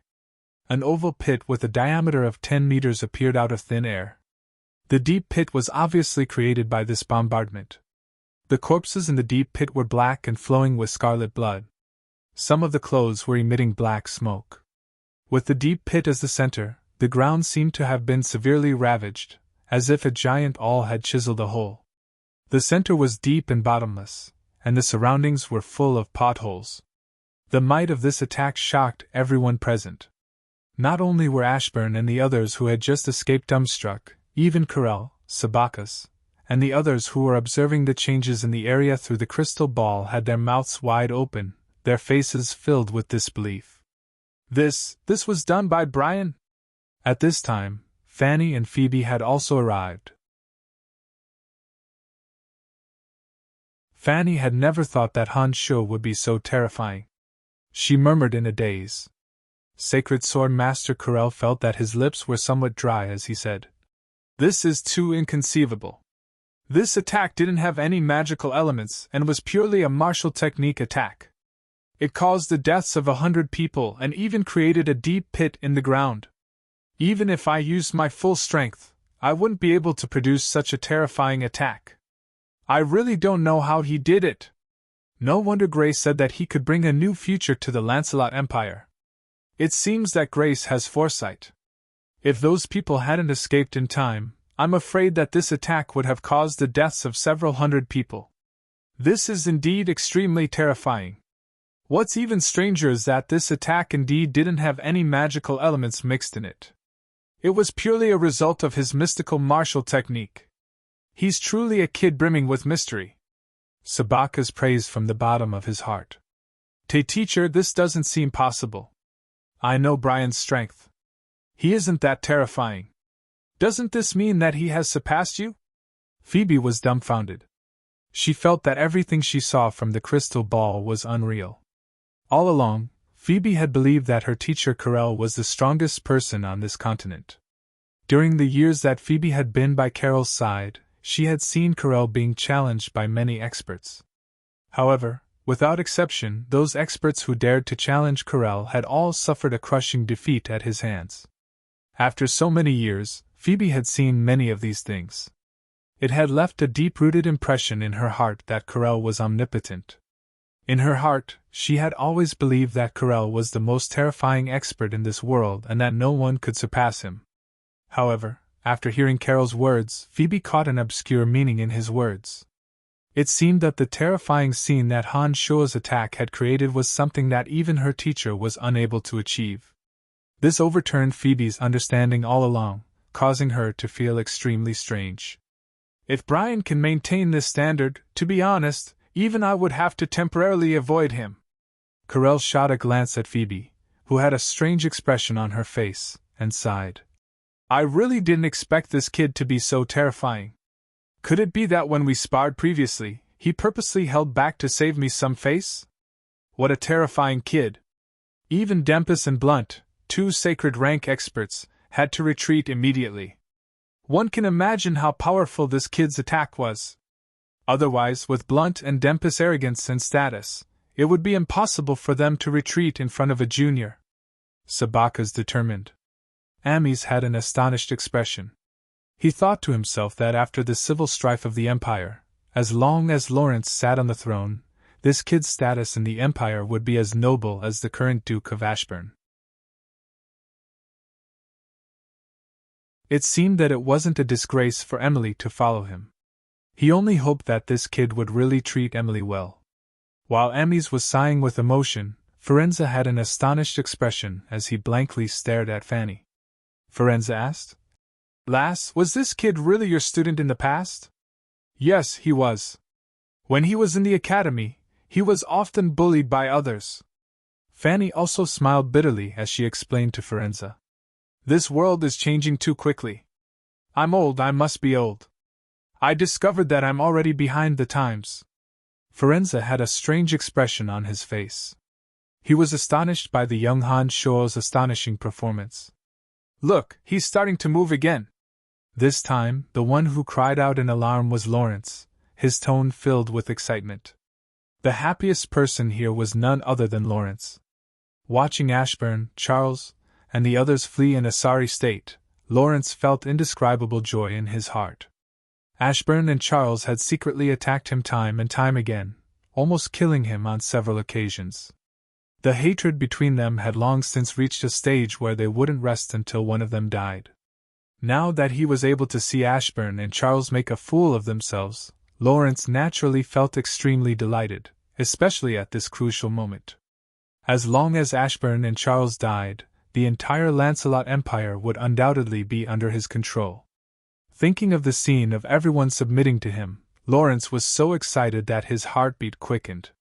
Following Lawrence's cry of alarm, everyone hastily focused their gazes on the crystal ball in Sabaka's hand. The scene within the crystal ball was still fixed on the land that had been severely damaged. In the sky above the desolated area, the malevolent-looking Han Shuo was crazily roaring. The thick blood clouds around Han Shuo emitted a dense smell of blood, churning unceasingly along with Han Shuo's roars. A streak of red lightning suddenly flew out from the bottomless pit below, rapidly arriving in front of Han Shuo. It was grabbed by the scarlet-eyed Han Shuo. It was the murder weapon that had just unleashed such a terrifying attack, the Demon's Lair Edge. Once the overflowing ferocious Demon's Lair Edge entered Han Shuo's large hand, a terrifying might spread out. Han Shuo's scarlet-red eyes swept across the area and immediately charged in the direction of Sacred Knight Blunt. 100-meter-long scarlet-red sword light suddenly shot out from the Demon's Lair Edge. The scarlet-red sword light howled with ferocious spirits, as though it had a bizarre power, entangling a portion of the thick blood clouds in the surroundings. Han Shuo was like a demon that had descended from another plane, wielding the Demon's Lair Edge as he charged towards Blunt with a malevolent expression. The Demon's Lair Edge in his hand swept away all obstacles in its way. As he flew, the Demon's Lair Edge swept horizontally, its terrifying power cleansing everything. Many of Ashburn's soldiers who were within 100 meters of Han Shuo were affected. One by one, they were chopped into meat chunks by the 100-meter sword light. Blood rained down on the ground. As Han Shuo flew over, the surrounding sand and stones were sent flying. The sword light streaked across the ground, leaving behind deep ravines. "Two saints this, what's going on?" Grand Duke Ashburn looked at the fiendish Han Shuo who was charging over with an unstoppable aura and asked Blunt and Earth's sacred Magus Dempus with a trembling voice. Han Shuo's current aura was really too frightening. It was as though he was the strongest in the world. No one was able to resist him along the way. Those who dared to obstruct him were all destroyed under his 100-meter sword light. In just a short while, 500 of Ashburn's elite soldiers had died. These soldiers had been guarding Ashburn all along and didn't participate in the ongoing battle. They were all death warriors that Ashburn had meticulously trained, spending a lot of Ashburn's gold coins and manpower. Every one of them was much stronger than ordinary soldiers. However, it was these death warriors that Ashburn trusted who were like paper in front of the crazy Han Shuo. They were all easily slaughtered. Not a single person was able to withstand a single move from Han Sho. I don't know why, but this evil fellow's strength has suddenly skyrocketed. He seems to be able to borrow the strength of the dead that hasn't dispersed. Every strike is condensed with terrifying negative energy. I really don't know how he did it, Sacred Knight Blunt said to Ashburn with a heavy expression. What do we do? What should we do? He's charging over? Eldest Prince Charles was the most unbearable. His voice trembled as he screamed. He was obviously intimidated by Han Sho's malevolent appearance and terrifying strength. There's no other way. We can only retreat.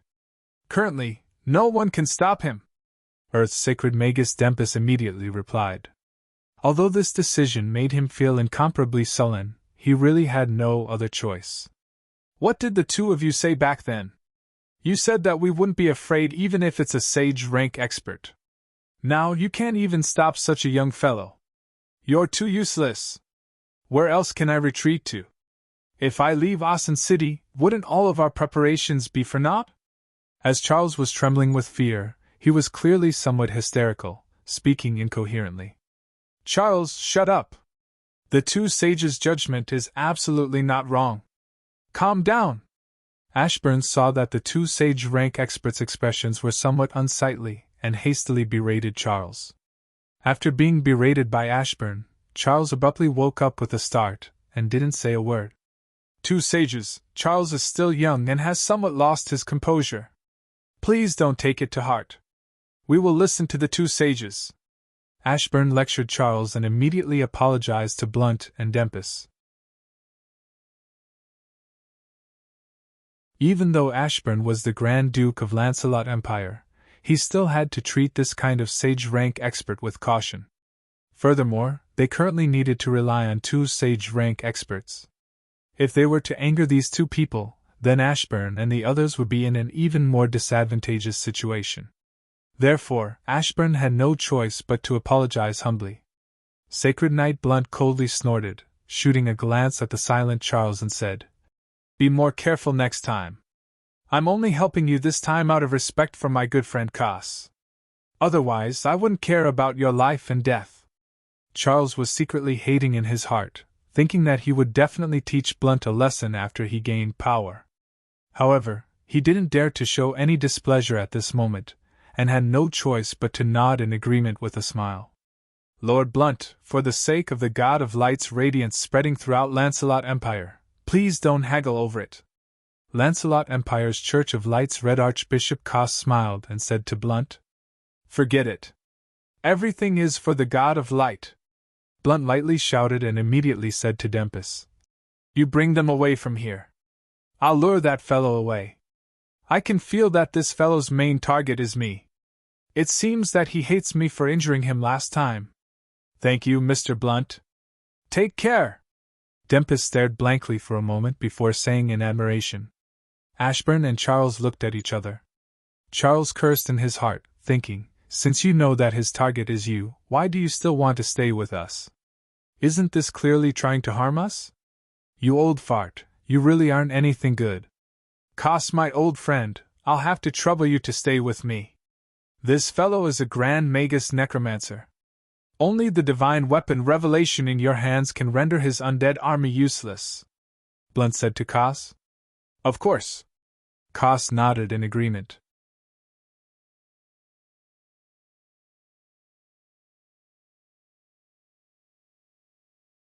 Chapter 427.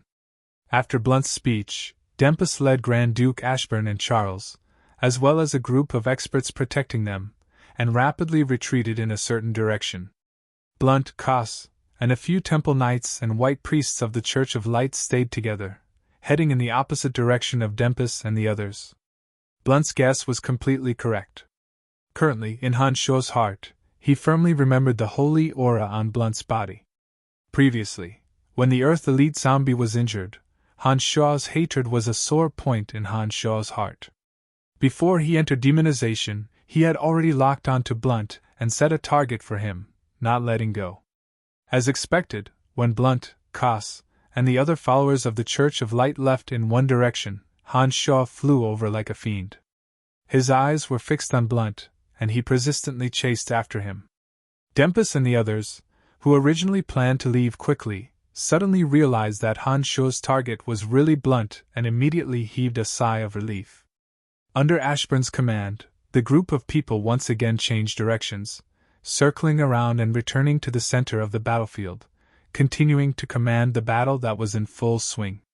Han Shuo, who had sunk into a state of bedevilment, moved as fast as lightning, bringing along a terrifying might as he chased after Blunt, Koss, and the others. He no longer cared about the lives of Ashburn and the others.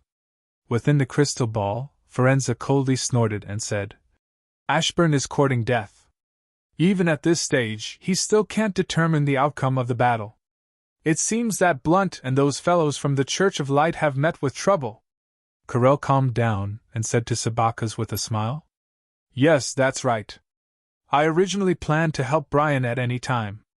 I didn't expect that kid to be so miraculous. It seems that we don't have to worry and just have to properly deal with Ashburn." Sabakas similarly heaved a sigh of relief and said in a relaxed tone, "In that case, there shouldn't be any problems with Brian?" Fanny was most worried about Han Shuo's safety. She hesitated for a moment, still feeling uneasy. "Lass, we should be worried about those fellows being chased by Brian. I don't think we need to worry about that kid at all." All right, you can be at ease. Don't worry all day," Firenze consoled Fanny. Emily and Phoebe, on the other hand, had calm expressions. They were only astonished by Han Shuo's exaggerated performance. Ever since the two women came into contact with Han Shuo, they had never seen Han Shuo suffer a loss. Han Shuo had always brought them strong strength. Hence, they had a kind of blind trust in Han Shuo from the bottom of their hearts. Fanny was different from them. Among the three women, Fanny was the first to get to know Han Shuo. In the past, before Han Shuo became stronger in the necromancy major, she still needed to stand up for Han Shuo to solve some problems. This kind of deep-rooted impression wasn't something that could be changed in a short period of time. Even though Han Shuo was now so frightening, Fanny was still worried for him. Just as everyone was looking at Han Shuo with various emotions, the target of discussion, Han Shuo, was fiercely glaring at Blunt's party. He had actually already caught up to Blunt and started to attack the followers of the Church of Light. Han Shuo stood in the midst of the churning blood clouds, wielding the demon's lair edge that was like a dragon. Every slash of his sword contained boundless might. The mages of the Church of Light on Koss's side continuously formed defensive boundaries. Even Sacred Knight Blunt didn't dare to block the attacks by himself. A long and narrow bolt of red lightning struck down like a 100-meter-long twisting dragon, bringing with it a boundlessly ruthless, baleful aura as it landed directly on the magic barrier set up by Koss and the other mages. A high-speed rotating wind barrier, a sparkling and translucent ice shield, a wall of fire burning with raging flames, and a sacred and gorgeous shield of light formed one after another above the heads of Koss and the others, forming a bizarre and dazzling scene. Blunt was in charge of the last layer of defense. His fighting aura that was mixed with divine power shot out dazzling golden rays from the golden spear in his hand. The group of followers of the Church of Light were all focused on the sky, as though they were facing a great enemy. They mustered all their strength to receive this attack that they couldn't dodge in time. Finally, the attack with the force of 1,000 caddies slammed onto the defensive boundaries set up by the Church of Light. As if the stars in the Milky Way had shattered, colorful and beautiful light spots shot out in all directions with ear-piercing, deafening noises. The massive power carried with it an unparalleled madness and ruthlessness as it destroyed 5 to 6 magic barriers of various elements in the blink of an eye.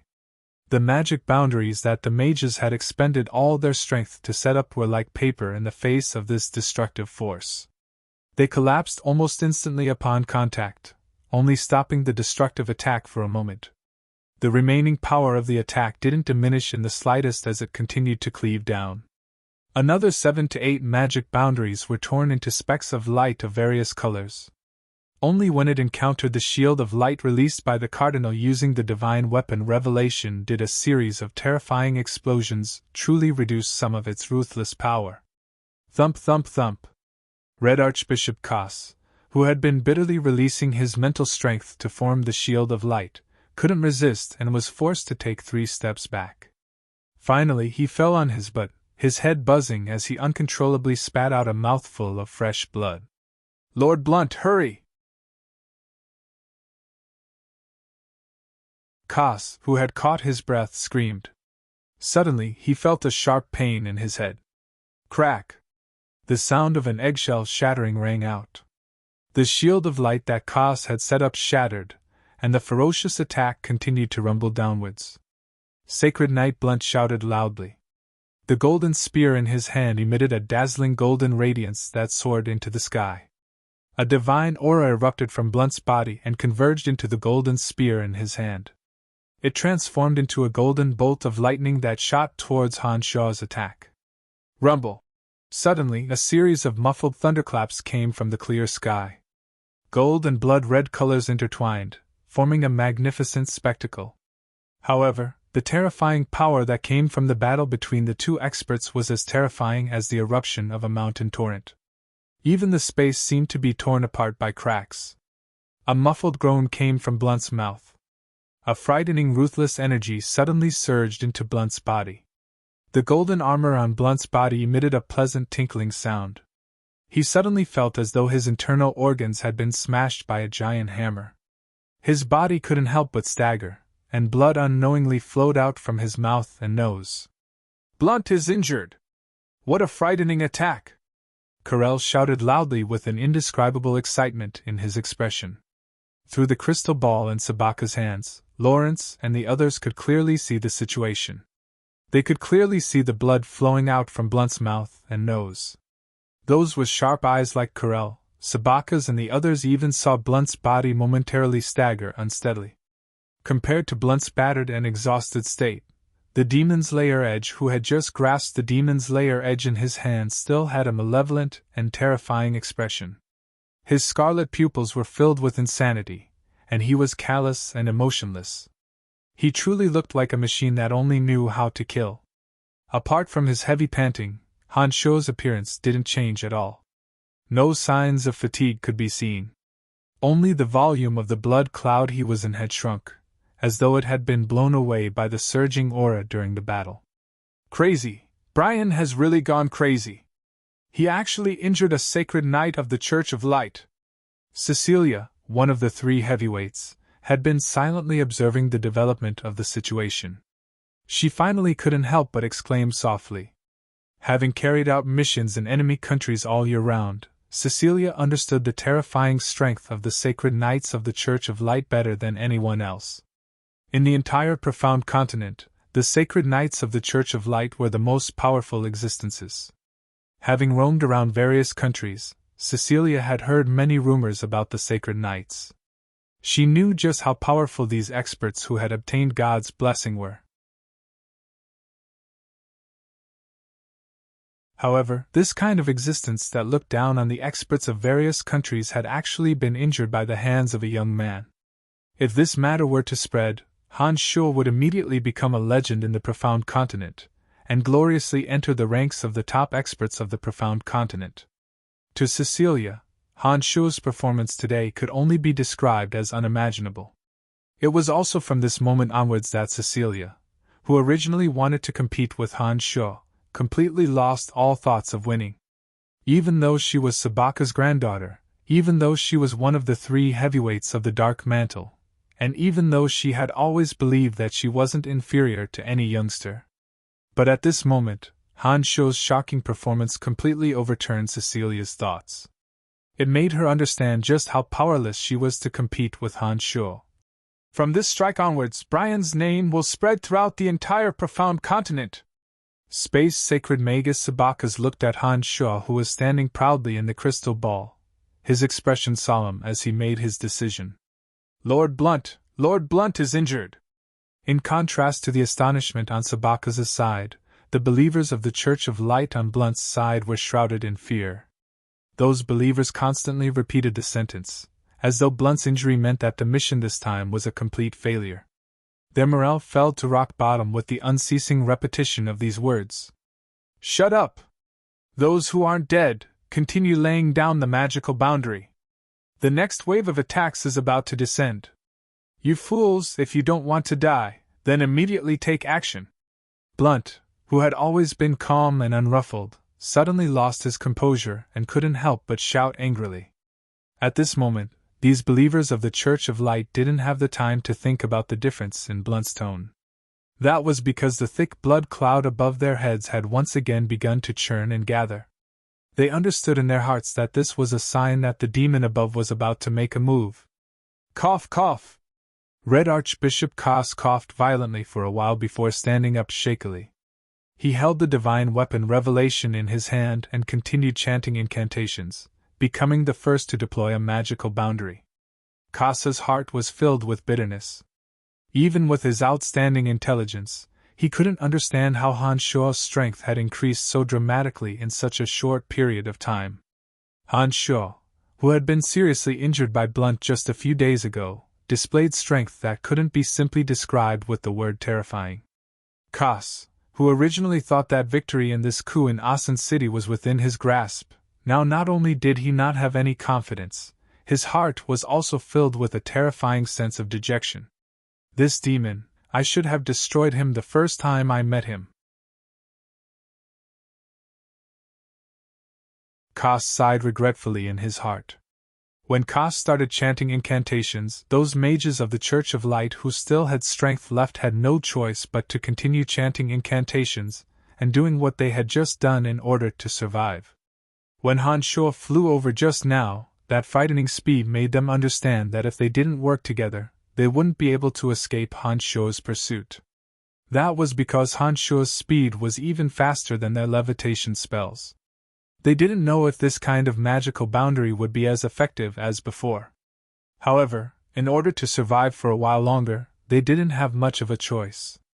They could only continue to act according to Blunt and Koss's instructions. As it turned out, their actions were correct.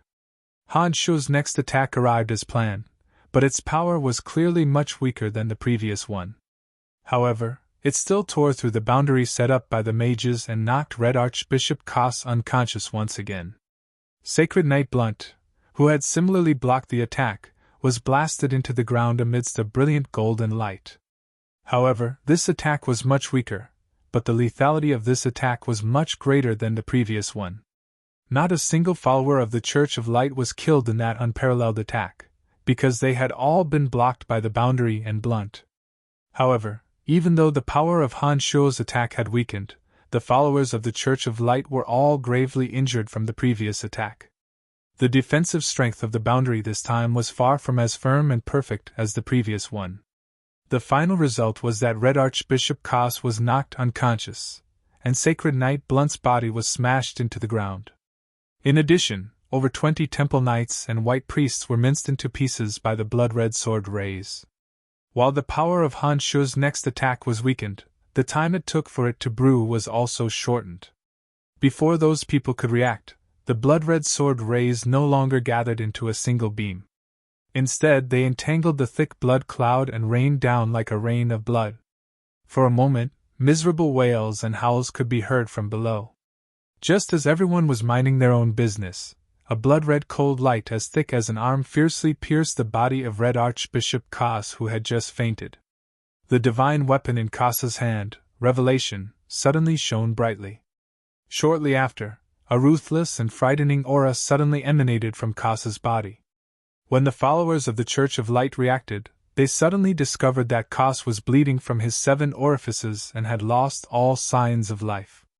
The divine weapon Revelation in his hand had also dimmed.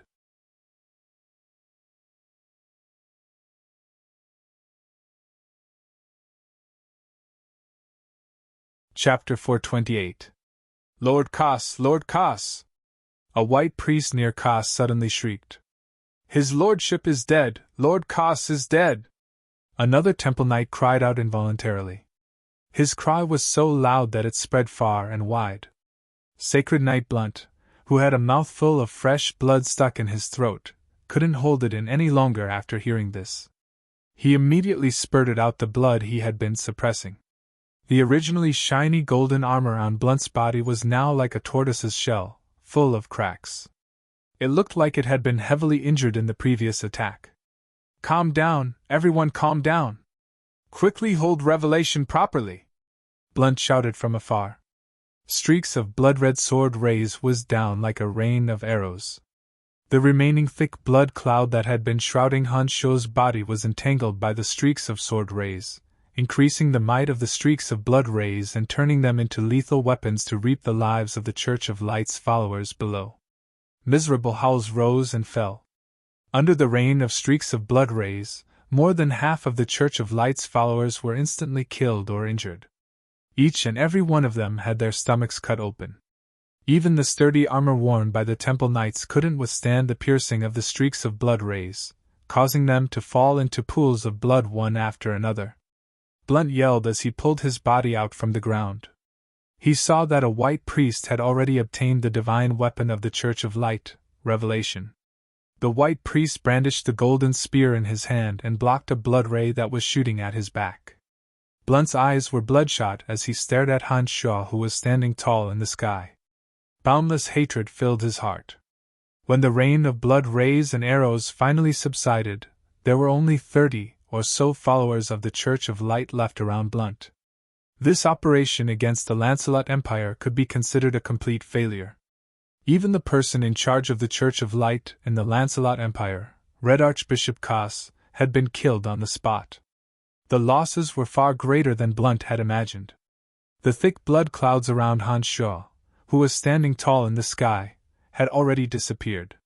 Han Shuo, whose eyes were red and his expression was ferocious, had actually returned to normal. At this moment, he looked down at the devastation below with a cold expression and did not take any action. In Han Shuo's hand, there was a crimson weapon with a scarlet edge. The bright red color came from the inside of the weapon's hilt, as if it had been soaked in blood for millions of years. A towering killing intent spread out from the weapon, giving people a feeling of fear. "Blunt, you didn't expect this, did you? Hee, this is the price your Radiant Church should pay. From the beginning to the end, it was your Radiant Church that attacked me like a mad dog. I was only defending myself." Han Shuo sneered at Blunt and continued. "However, from today onwards, I will no longer passively wait for your attacks. I will destroy all the forces of the Church of Light one by one. However, you won't be able to see it. Evil heretic, the God of Light will not allow you to exist on this plane. I guarantee that you will die very soon." Blunt looked up at Han Shuo, who was standing tall in the sky, and said through clenched teeth. Han Shuo shook his head with a mocking smile. He raised the demon's lair edge and shot towards Blunt, as if he wanted to behead Blunt on the spot. However, before Han Shuo could approach Blunt, Blunt had already arrived in front of the disciple who had Revelation at lightning speed. Blunt grabbed the divine weapon Revelation with one hand. The golden armor on his body suddenly burst with dazzling golden light. A wave of divine energy enveloped Blunt and brought him soaring into the sky, shooting towards the distant horizon like a streak of golden light. "He escaped! That sacred knight actually escaped!" Cecilia, who was watching from afar through a crystal ball, cried out in disbelief. "Blunt is injured, and his injuries are not light. It seems that Brian will leave him with an unforgettable impression for the rest of his life," Sacred Sword Master Caroline said with certainty. "In the Church of Light, it is impossible for an ordinary person to keep a sacred knight of Blunt's level. This is because the Church of Light will never allow them to be lost. If Blunt wanted to leave, he could have left from the beginning. However, he had been trying to protect Cass and those believers, and was confident that he could stop Brian. That was why he had delayed until now. Unfortunately, he was still unable to stop Brian and even sustained serious injuries in the end. However, from today onwards, the enmity between our Lancelot Empire and the Church of Light has been forged. It seems that there will be more troublesome matters in the future. The strongest empire in the entire profound continent is the Odin Empire. The Church of Light has an enormous influence in the Odin Empire. This time, we might have to face the threat of the Odin Empire." Sabaka sighed softly, appearing to be somewhat worried about the future of the Lancelot Empire. "Hee, that's hard to say. Madame Grace has prophesied that as long as Brian is in the Lancelot Empire, our empire will prosper for a long time. The current trajectory is playing out according to Madame Grace's prophecy. Look at the current situation of the empire. Isn't it all because of Brian's existence that a great change has occurred? Perhaps Brian will be like the demigod Ermite Cotton, and can bring prosperity to the Lancelot Empire for hundreds of years. That's hard to say. I'm rather optimistic about him. In addition, the Odin Empire is very far from our Lancelot Empire. I don't believe that they can attack our Lancelot Empire from so far away. Sacred Sword Master Caroline seemed to be in a good mood as he smiled and said to Sabacas, "What's there to be afraid of? So what if the army of the Odin Empire comes? I really want to meet the strongest army in the continent, and see what's so powerful about them." Firenze, this war maniac, was instead somewhat eager to give it a try. It was obvious that he wished for the whole world to be in chaos. After hearing Caroline and Firenze's words, Sabacas recalled that the Odin Empire was indeed thousands of miles away from the Lancelot Empire, and heaved a sigh of relief in his heart. Then, he moved his fingers and the crystal ball in his hand rotated for a while. It slowly lost its luster, and the scene inside also disappeared. At this moment, Han Sho was looking in the direction that Blunt escaped in astonishment, but he secretly heaved a sigh of relief. Contrary to what Blunt had imagined, the current Han Sho was only strong on the outside but weak on the inside. Previously, Han Sho's strength was all due to the thick layer of blood cloud and the negative energy within the demon's layer edge. Now, the thick blood cloud that had always been lingering around Han Sho's body had completely disappeared. Even the negative energy within the demon's layer edge had started to go into hibernation. Therefore, the current Han Sho, who was powerless, only possessed the strength that he had when he launched a sneak attack on Blunt. If Blunt hadn't escaped in fear and calmed down to fight Han Sho to the death, he might not have been defeated by Han Sho. It was a pity that Han Sho's previous performance was too strong. After Blunt was injured, his confidence was shaken and he didn't even care about the remaining followers. He used his divine energy to activate the miraculous effect of the armor and quickly fled the battlefield. After Blunt left, Han Sho heaved a sigh of relief. He couldn't help but cast his gaze on the remaining members of the Church of Light who were in despair. After seeing Kos killed and Blunt fleeing, and being frightened by Han Sho's previous performance, these people's faces were ashen. Under Han Sho's gaze, they were all in despair. After experiencing the Earth Elite Zombie's injury, Han Sho no longer had any mercy towards the Church of Light. He understood that the hatred between him and the Church of Light would never end until one of them was dead. Only when the Church of Light completely disappeared from the continent would he be able to live a peaceful life. When dealing with such fanatical and bigoted followers, the only way was to kill them all. After Blunt's departure, the remaining people were really just some shrimp soldiers. Given Han Sho's true strength, he could easily deal with them. Looking at the followers of the Church of Light below him with a sinister smile, Han Sho was about to say something when a white priest of the Church of Light suddenly started singing praises of the God of Light.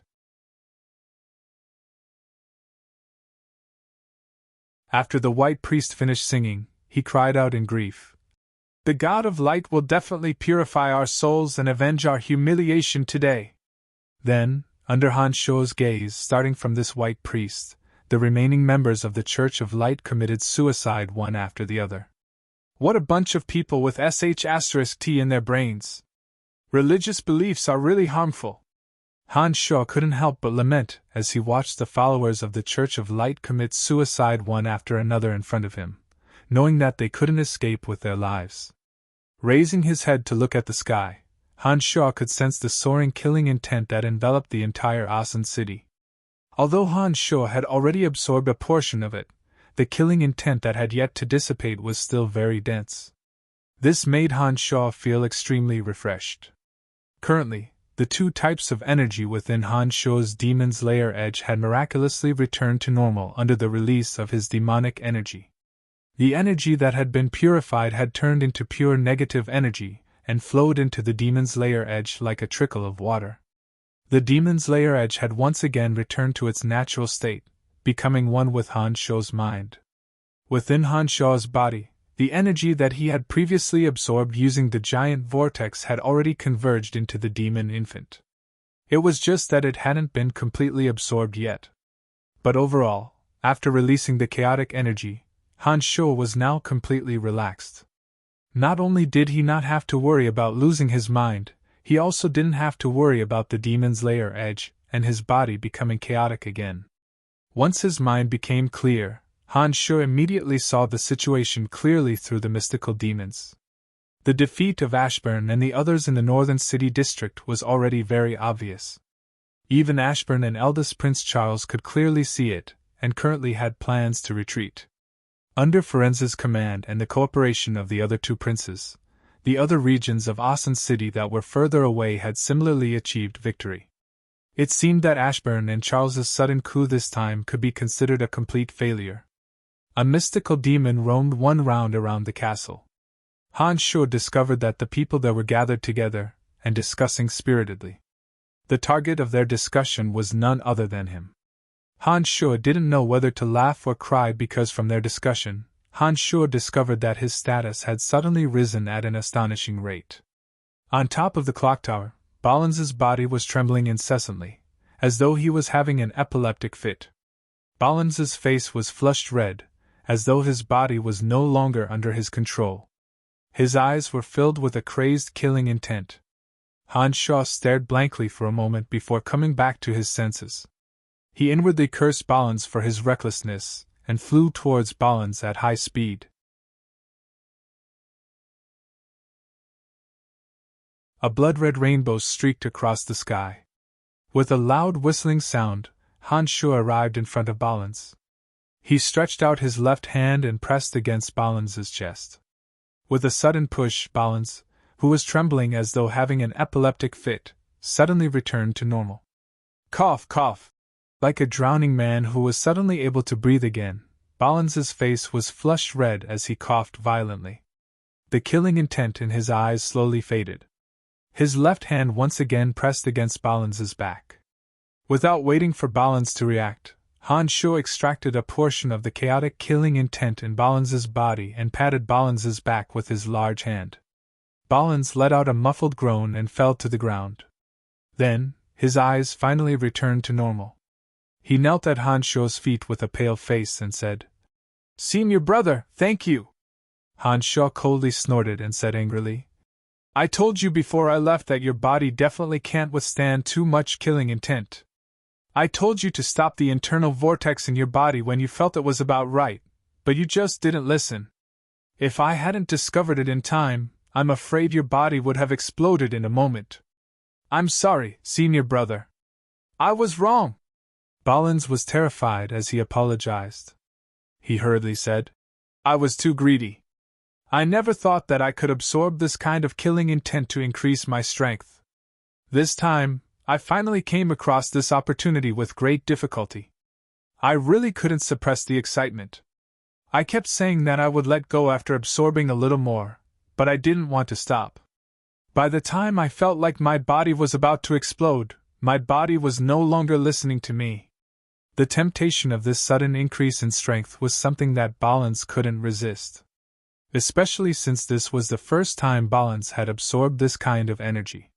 The flames of greed couldn't be extinguished, which led to this result. "Forget it, it's my fault for not reminding you. I saw that you are already old and felt that you should have the ability to control yourself. Sai, you must remember, our martial techniques are different from Do-Chi training. Our martial techniques have great requirements on the strength of the body. Before your body can withstand it, you must not rashly absorb energy that you can't handle." Han Shuo sighed. "Senior brother, I know I was wrong. From now on, I won't be so rash anymore." Balanz truly recognized his own recklessness. He knelt in front of Han Shuo and accepted his mistake.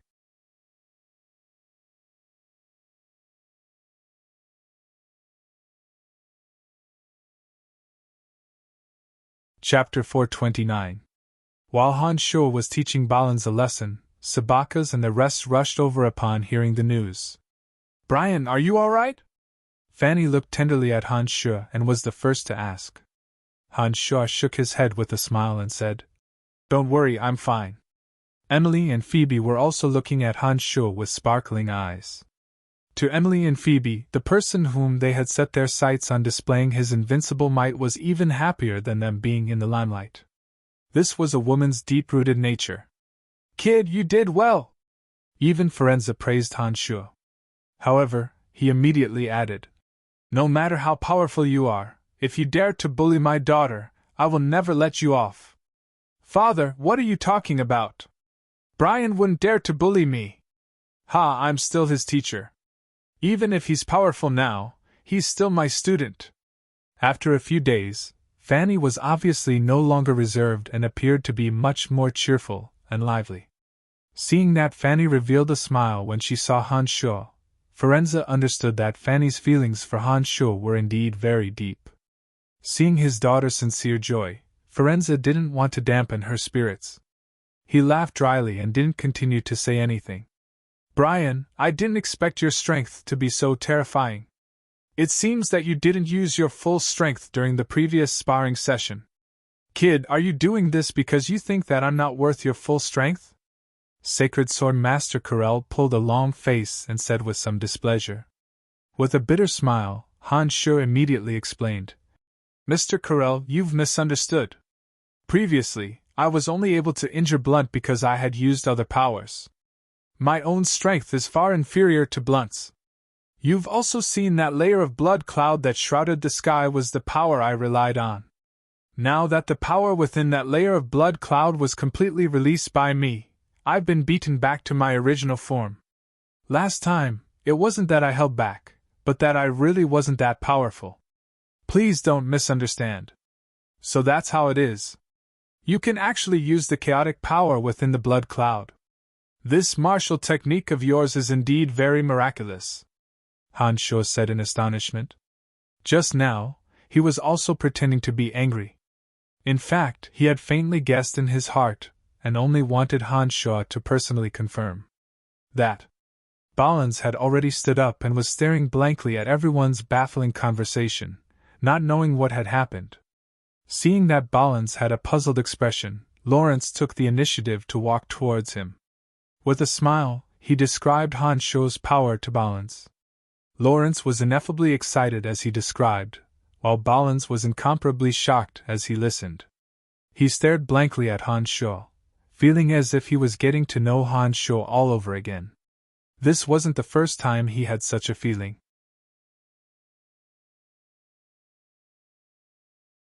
Only an expert of Balin's realm would understand how frightening Sacred Knight Blunt and Earth's Sacred Magus Dempus were. From Lawrence's description of how Han Shu made the two sacred rank experts dodge one after another wherever he passed. In the end, Blunt was even injured by Han Shu and had to flee far away. This had a huge impact on Balins. However, after the shock, Balin's heart was filled with excitement. To Balins, the more powerful Han Shu was, the more advantageous it would be for him. This also meant that Han Shu's martial technique truly possessed an incomparably miraculous power. Balins, who was currently practicing the martial technique that Han Shu had imparted to him, would naturally be filled with anticipation for this martial technique. Everyone, at this moment, the battle in the northern city district has yet to end. I think everyone should continue with their own matters. Han Shu smiled as he spoke to the group of people who were chattering incessantly about his situation. Due to Han Shu's previous performance being a little too exaggerated, in addition to the fact that the situation in the northern city district had already been settled, when Sabaka said that Han Shu had returned to the castle, this group of people immediately swarmed over, wanting to figure out what was going on. The curiosity in their hearts was extremely great. Each and every one of them looked at Han Shu with a slightly more peculiar gaze. Even Sabakas and Karel were much more amiable when they spoke to Han Shu. This meant that they had acknowledged Han Shu's strength. After hearing Han Shu's words, Firenze was the first to lightly snort and said, "I'm only accompanying my daughter to take a look. This old man still has to command those idiots in battle. I won't be accompanying you." After saying that, Firenze straightforwardly turned around and left. Lawrence, the situation in the northern city district has already been settled. It just so happens that I need to use this period of time to cultivate. However, there's something I want to tell you. Han Sho looked at Lawrence with a serious expression and said in a deep voice. Currently, Lawrence found Han Sho pleasing to the eye no matter how he looked at him. He also understood that the reason he was able to stabilize the situation in Asan City and obtain the upper hand in the all-out battle was definitely due to Han Sho. Therefore, when he heard that Han Sho had something to say, Lawrence immediately smiled in a very cooperative manner and said, "Hey, if there's anything you want to say, just say it. You know that there's no need to be too polite between us." After hearing Lawrence's words, Han Sho felt rather comfortable in his heart. After shooting a glance at Fanny, Amis and the rest, Han Sho said in a deep voice, "I want to discuss this matter with you and the two saints in private. Alright, let's get busy with our own matters. Everyone, let's go."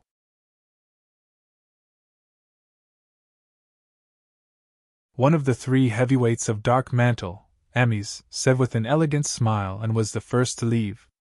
As one of the three heavyweights of Dark Mantle, with Amis taking the lead to leave, the people who were originally still there also left one by one with doubts. Even Emily and the other two also left under Han Sho's signal.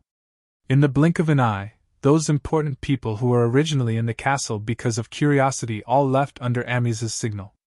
Only Han Sho, Lawrence, Space Sacred Magus Sabakas and Sacred Sword Master Karel remained in the clock tower. When those people were very far away from the clock tower, Lawrence looked at Han Sho with some astonishment and asked, "Brian, what's the matter?" Space Sacred Magus Sabakas waved his hand and set up a spatial boundary, enveloping the area around the clock tower to prevent the conversation here from leaking out. He already faintly understood what Han Sho wanted to discuss with Lawrence. Now that Ashburn and First Prince Charles in Asan City have already lost, if nothing unexpected happens, you will definitely be able to become the new king of Lancelot Empire. Previously, His Majesty and I had a secret discussion. You have always been curious about what His Majesty said to me. I feel that I can tell you now. Han Sho looked at Lawrence seriously and said in a deep voice. "Oh?" Lawrence's curiosity was suddenly piqued. His eyes glistened as he looked at Han Sho and asked, "Brian, what exactly did my royal father talk to you about? Why did His Majesty begin to fully support me the moment you walked out of the palace?" Glancing at Space Sacred Magus Sabakas, Han Sho smiled and said, "Mr. Sabakas, I think you should know about this matter, right?" Sabakas nodded with a smile and said gently, "That's right, I do know about this matter." When Lawrence's puzzled gaze turned towards him, Sabakas explained, "The old astrologer, Madame Grace, predicted that whichever Prince Brian helped would be able to become the new king of Lancelot Empire and bring new prosperity to the empire. It is only natural that you would become the lucky one because of your good relationship with Brian. Madame Grace has been making predictions for the Lancelot Empire for so many years and has never disappointed His Majesty. Therefore, His Majesty believes that you will become the new emperor and bring new prosperity to the empire. That is why he is supporting you with all his might."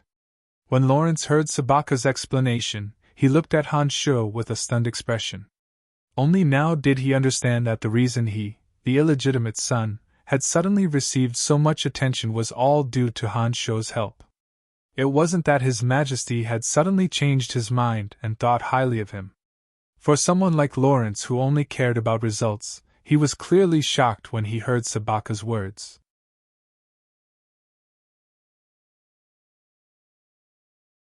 He stared blankly at Han Sho for a long time before taking a deep breath and sincerely saying to Han Sho, "So that was the case. Brian, thank you. We are friends. Of course I will help you. In addition, only when you become the king of Lancelot Empire will the empire become more prosperous. I understand your ability. Really, you can bring a new future to the Lancelot Empire," Han Sho said with a smile.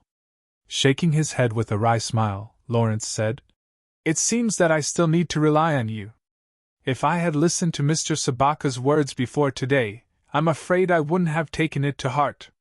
But after seeing your unstoppable momentum, I can't help but sigh in admiration of Madame Grace's foresight. It's true, Brian, you have boundless potential. When you were still a necromancy major student, I still remember your strength.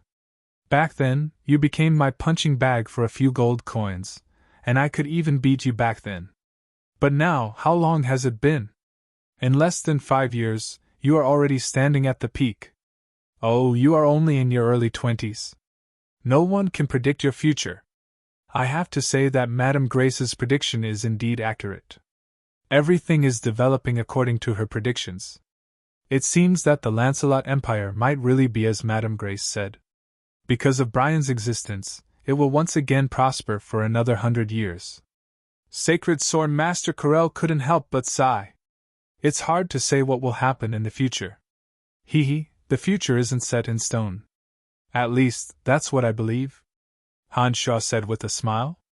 Soon after, he withdrew his smile and said, however, when His Majesty the King agreed to help us with all his might, he made me agree to a condition.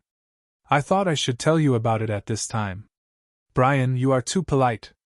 No matter what, we are friends. Moreover, I will rely on you more than you rely on me in the future. There is no need to beat around the bush between us. Lawrence's expression turned serious as he said to Hanshaw. From Sabaka's and Carol's narration, Lawrence also understood how important Hanshaw was to the Lancelot Empire. Only with the existence of such a character who could change the entire Lancelot Empire could his throne be stable and the Lancelot Empire could become more prosperous. Grace had even revealed the future path to him at the cost of her life. He clearly understood how he should treat Hanshaw, this big tree that he needed to hug tightly. All right then, I will say it directly. His Majesty the King told me to promise him that no matter what, I must spare the lives of the 3 princes. Hanshaw looked at Lawrence and added, as a father, His Majesty the King doesn't wish for his 3 sons to die tragically in my hands.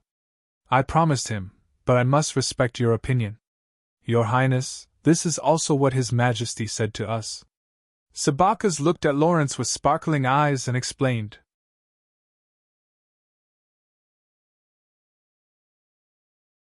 Lawrence stared blankly and remained silent for a while before saying with a frown, since this is Father's final wish, I know what to do. However, I will exile or imprison Charles. As for the other 2, as long as they don't resist me, I will make them princes. I will not treat them unfairly. If it wasn't for the words of Hanshaw, Sabakas, and the others, Lawrence would definitely exterminate Charles. After all, this Charles had hurt him the most. In Lawrence's heart, he had even thought of killing Charles cruelly with his own hands to compensate for the humiliation he had suffered in the past. However, now that Hanshaw and the 2 Saint rank experts had said so, in addition to the fact that this was his father's final wish, he had no choice but to let Charles live regardless of whether he was truly willing or not. However, it was unclear whether Lawrence would similarly humiliate Charles in order to survive. With Lawrence's assurance, Hanshaw also heaved a sigh of relief. He smiled and said, since you have said so, then I can rest assured. Now that Asen City has the peculiar assistance that I need for my cultivation, I think I will need at least 3 days to cultivate. Now that there are 2 saints and Lord Ferenza in Asen City, I can see that Ashburn and the others have already reached the end of their road. I can rest assured and cultivate. Brian, you should properly cultivate. Your strength will make our Lancelot Empire even more aggressive. Lawrence immediately agreed with a smile. He understood what an expert who had transcended all restraints meant to a country. Back then, the appearance of the demigod Ermike Cotton allowed the Lancelot Empire to be established, allowing it to have 100 years of golden age. If Hanshaw could reach Ermike Cotton's height, he would similarly be able to bring the Lancelot Empire to new heights. All right, this bell tower will be my training ground. You can all go and do your own things. I'll have to trouble you to tell Emily and the others not to disturb me. These few days will be very important to me. Hanshaw smiled as he drove Lawrence and the others away. After Lawrence and the other 2 left, Hanshaw closed his eyes and sensed the remnant energy of the deceased enveloping the entire Asen city. He had a look of enjoyment as he muttered to himself, Whether I can truly break through to the next realm will depend on these few days.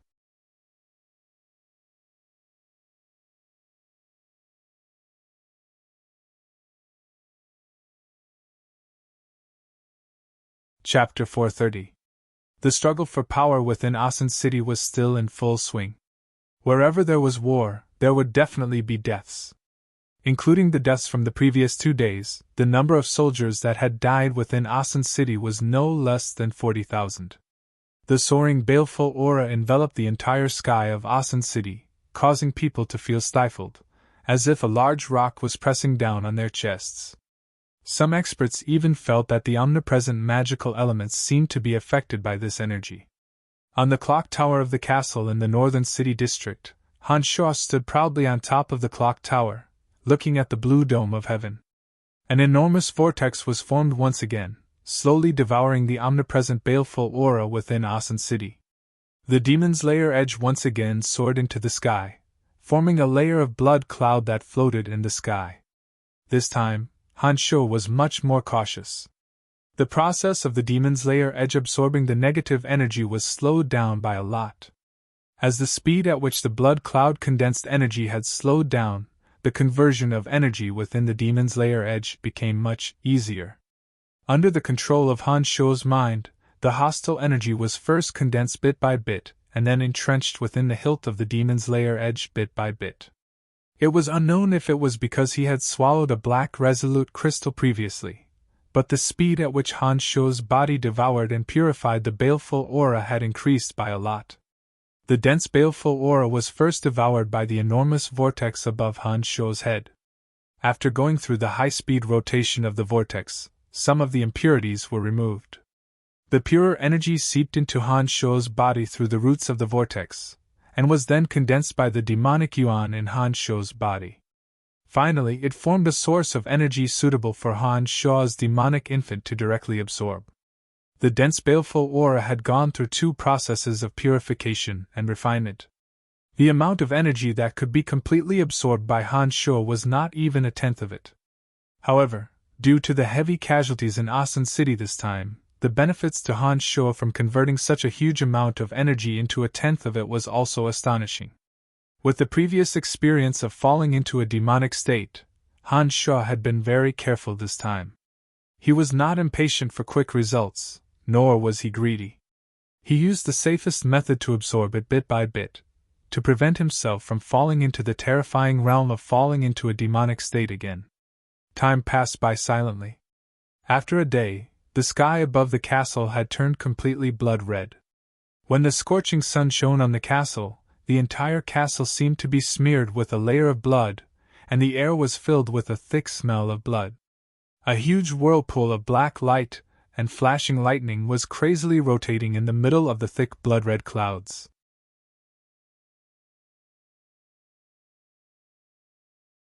A terrible evil aura was constantly being released, causing people to tremble from the bottom of their hearts. This scene lasted for 3 days.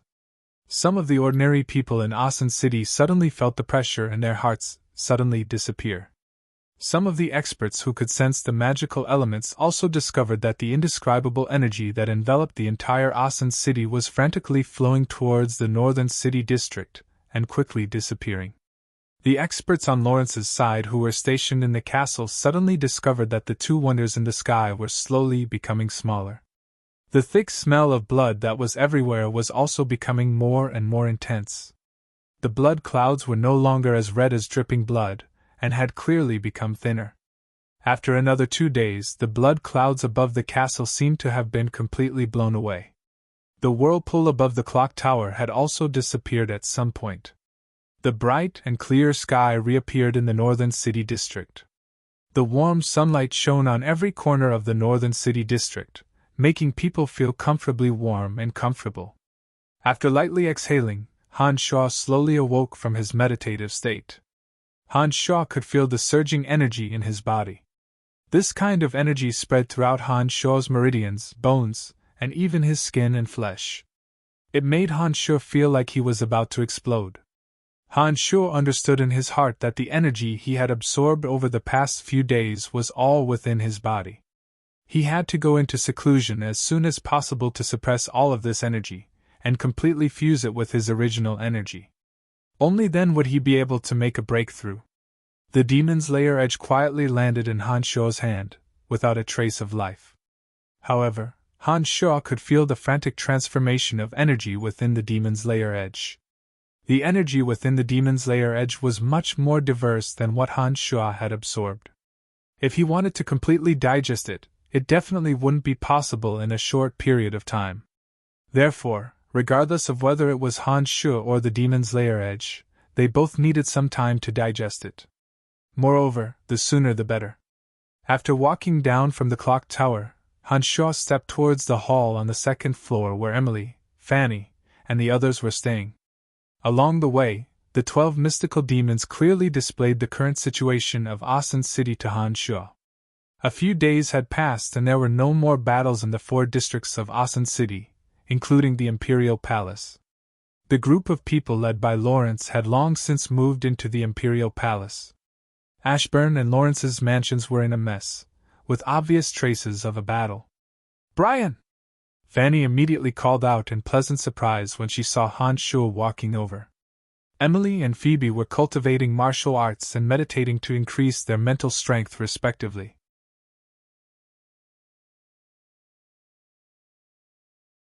When they heard Fanny's cry of surprise, they immediately stopped what they were doing and hurriedly came to the hall where Fanny was. Their bright eyes immediately focused on Han Shuo. "You scoundrel, you actually stood aside at such a crucial moment and actually started cultivating. You're truly an unreasonable fellow." Phoebe pouted and complained. "How's the current situation in Asan City?" Han Shuo faintly smiled and inquired about serious matters. "The overall situation has been determined. Duke Ashburn has been killed by Sacred Sword Master Corell and Prince Charles has also been temporarily imprisoned. As for the other 2 princes, seeing that Lawrence's influence has far surpassed theirs, they have also given up on fighting over the throne with Lawrence. Currently, Lawrence is busy cleaning up the mess and gathering the people's hearts.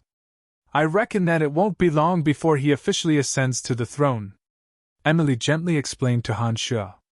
"From the looks of it, the civil strife in Lancelot Empire should be considered over?" Han Shuo said with a smile. Nodding her head, Emily continued. "Indeed, there's no longer any suspense. Currently, the entire Asan City is under Lawrence's control. In addition, so many military forces are in Lawrence's hands and the eldest prince has also been imprisoned. There's no one in the entire Lancelot Empire that can threaten Lawrence's throne. Since that's the case, then I can rest assured," Han Shuo said with a faint smile. Soon after, he bitterly smiled at the 3 ladies and said with some difficulty, "However, I reckon that I will need a very long period of time to cultivate. It seems that I will have to temporarily separate from you all. You scoundrel, you've only been out for a while, where do you think you're going?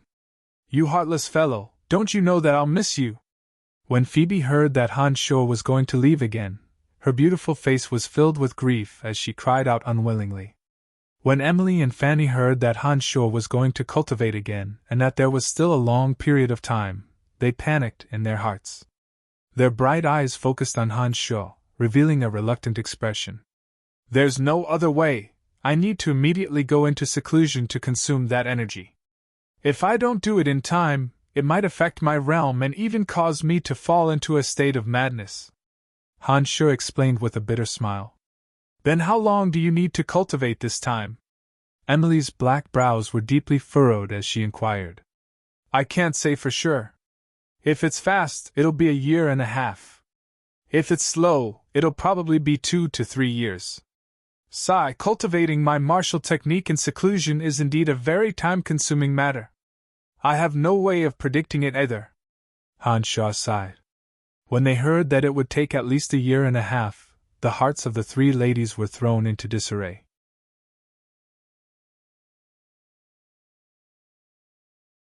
The worry and grief in their eyes became even more intense. "Brian, I have something to discuss with you alone." Phoebe pouted as she looked at Han Shuo and said angrily. However, after she said this, for some reason, Phoebe's face suddenly turned red. Emily originally had something to say as well. Just as she was about to open her mouth, she suddenly heard Phoebe say the same thing as what she wanted to say. She couldn't help but look at Phoebe in astonishment. When she saw Phoebe's pretty face turn red, Emily immediately thought of something and cursed in her heart. Her face also turned red. Han Shuo was surprised at first. When he saw Phoebe's pretty face turn red, he suddenly thought of something. He chuckled and said, "All right, I'll talk to you first. I'll talk to Emily later." When she heard Han Shuo's chuckle, Phoebe knew that he definitely knew something. She clenched her teeth and fiercely glared at Han Shuo. Then, she went straight to her room without saying a word. "I'll talk to Phoebe for a bit." Han Shuo hurriedly threw down these words and quickly went to Phoebe's room. He left behind a red-faced Emily and a confused Fanny.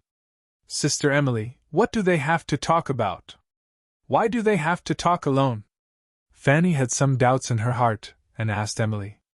"Hee, of course they have to talk about something private. Hee, I wonder how long this little hussy, Phoebe, can last." Emily laughed a little wanton. She winked at Fanny with interest. Fanny was stunned. Then, she suddenly heard Phoebe's low gasp. Fanny immediately reacted. Her cheeks flushed red, and it quickly spread to her neck. "Bah!" Fanny scolded in a low voice. Hee, now Sister Fanny knows what they're talking about, right? Hee, Sister Fanny. Brian, that little pervert, hasn't he eaten you yet? Why do you look so shy? Emily chuckled and teased Fanny. She looked very happy. Sister Emily, you're really... Fanny was so embarrassed that she didn't finish her sentence. She stomped her feet and walked to her room with her head down. The room was very spacious. Apart from the spacious living room in the center, there were 5 or 6 other rooms.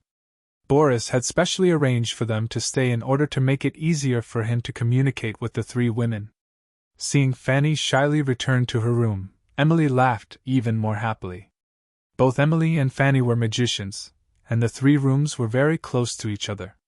Naturally, she could hear some of the sounds. When Fanny left, only Emily was left in the living room. Low moans echoed in Emily's ears. For some reason, Emily's heart suddenly beat faster, and her body suddenly became unbearably hot. For some reason, Emily secretly looked around. With a blushing face, she tiptoed to the room where Phoebe and Han Shuo were. She lightly leaned against the door to eavesdrop on the sounds coming from inside. "Oh!" Phoebe's voice was soft and trembling, as if she was crying.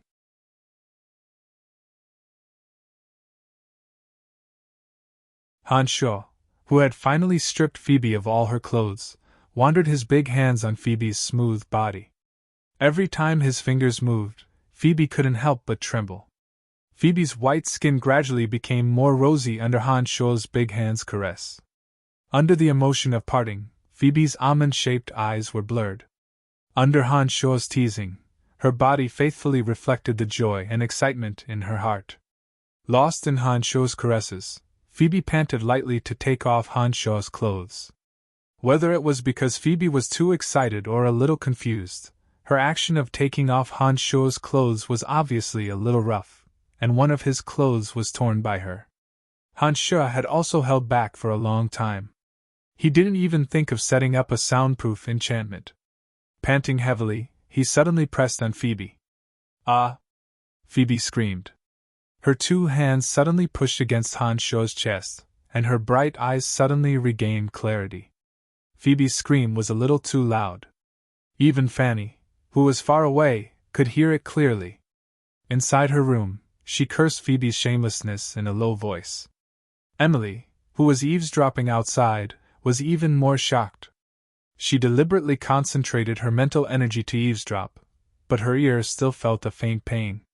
"You little hussy, why are you screaming so loudly? Are you trying to kill me?" Emily held her left ear and also cursed Phoebe in her heart. "Why are you here?" Han Shuo, who was about to mount her, looked at Phoebe with a stunned expression and asked in a strange tone. "You almost squashed me to death. How did you suddenly become so heavy?" "Fortunately, I am a great sword master who cultivates fighting aura. If a normal woman was pressed down by you like this, they would have been squashed to death on the spot." Phoebe's charming face was so red that it seemed like it was about to drip blood. Han Shaw was stunned for a moment. He immediately reacted. After swallowing the black resolute crystal last time, his weight had increased by more than 10 times. No wonder Phoebe screamed this time. Fortunately, the first one was Phoebe. If it was Emily or Fanny, something might really have happened. Han Shaw secretly rejoiced, and hurriedly reminded himself to be careful in the future. Then, he once again pounced on Phoebe with an evil smile, but this time, he used one hand to support his body. Han Shaw, who had originally planned to attack Phoebe, suddenly thought of something and immediately sat up. Then, he forcefully hugged Phoebe's perfect naked body and pressed her to sit on his thighs while she cried out in surprise. In this way, with Han Shaw sitting, Phoebe's legs were entrenched around Han Shaw's waist, and her buttocks were sitting on Han Shaw's thighs. "Scoundrel, you big pervert! This is too embarrassing, let go!" Phoebe's jade buttocks felt Han Shaw's high spirits, and she shyly shouted in a low voice. "Hee, I just need to change my position."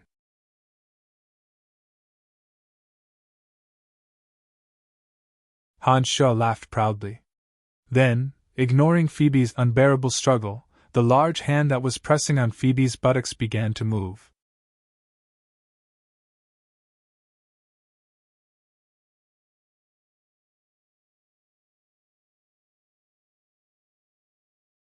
Chapter 431.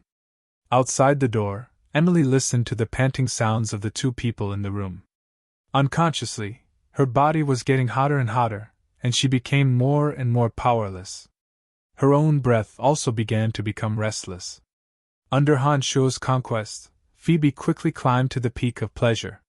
Her body was floating and powerless, and she had already completely lost her posture in the absent-minded state. Her moans gradually became louder. Like Emily, Fanny, who was far away in her own room, could hear the light moans like that of a mosquito. This made Fanny's heart uneasy. Her mind kept replaying the scene of her intimate contact with Han Shaw. When she thought of what Phoebe and Han Shaw were doing, Fanny had a feeling of pain and jealousy.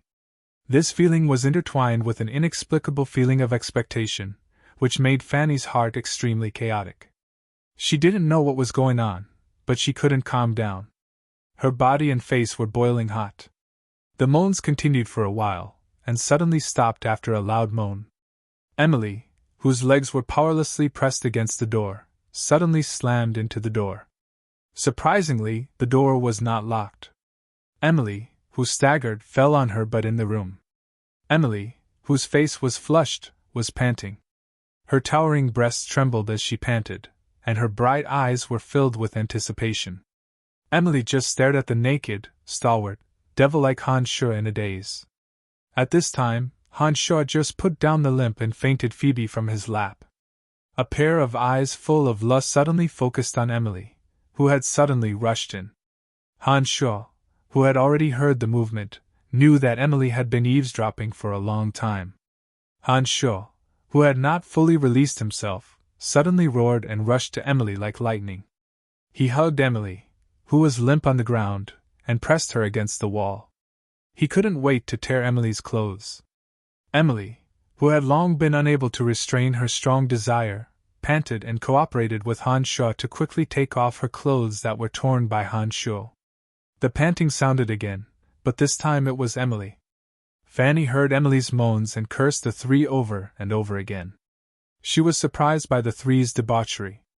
After a long time, Han Shaw draped a long robe over his shoulders and walked to Fanny's room. Fanny's face was flushed red as she eavesdropped on the commotion in the distance. When she heard the heavy footsteps gradually approaching, she felt an unprecedented panic in her heart. Even she could clearly feel her heart beating. Finally, when Han Shaw walked to her room, Fanny suddenly stood up in a panic. She looked at Han Shaw with a red face and stammered. You, what do you want? What do you think? Han Shaw looked at Fanny with a light smile and walked step by step towards Han Shaw. When Fanny saw Han Shaw approaching step by step, she was so scared that she retreated step by step.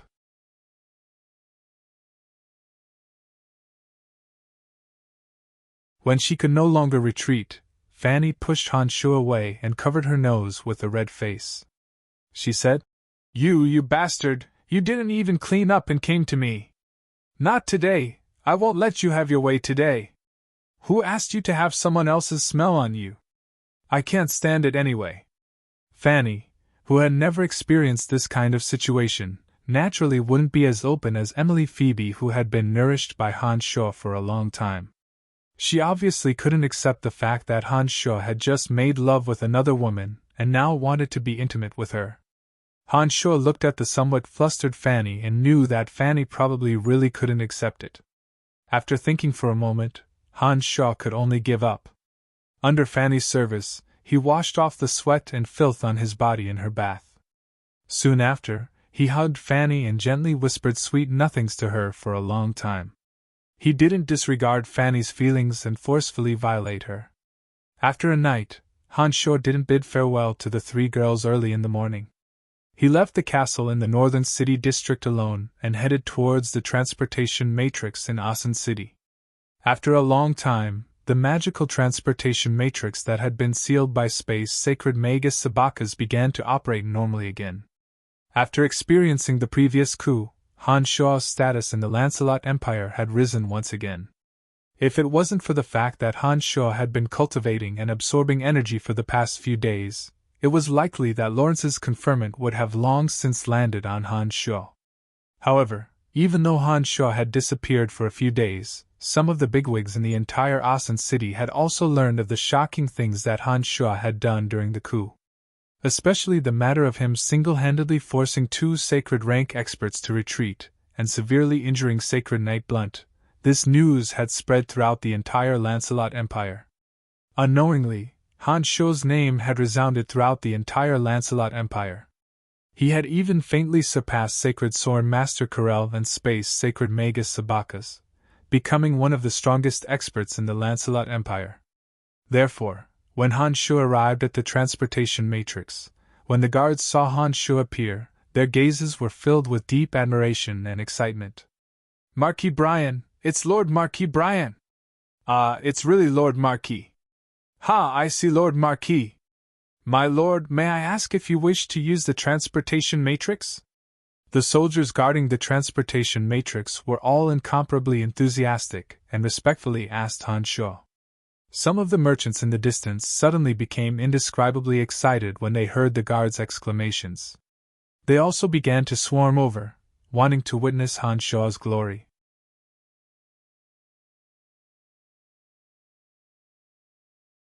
Seeing the crowd rapidly swarming over like a tide, Han Shu hastily said, I want to use the transportation matrix to Seamus City. Please help me make the adjustments.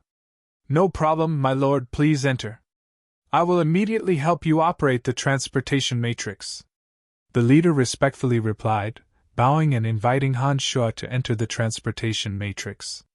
Suddenly, Han Shu knew that because of the battle a few days ago, his status in the Lancelot Empire had reached a new height.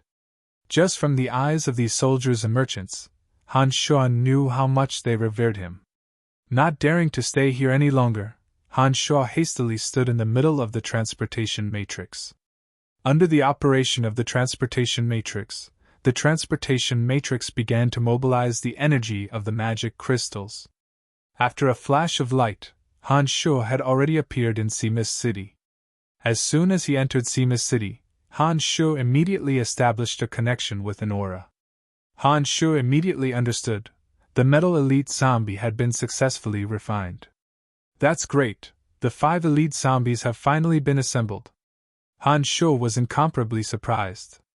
He didn't stay in Seamus City for even a second longer. After arriving at a remote corner, he immediately utilized demonic arts to fly. Like a bolt of lightning, he streaked across the vast sky, rapidly flying in the direction of Bretel City. After a few months, when he returned to Mount Silk, Han Shu discovered that the scale of the weapon workshop on Mount Silk was 5 to 6 times larger than the last time. This weapon workshop occupied more than half of Mount Silk. Thousands of weapon workers were in full swing refining armors.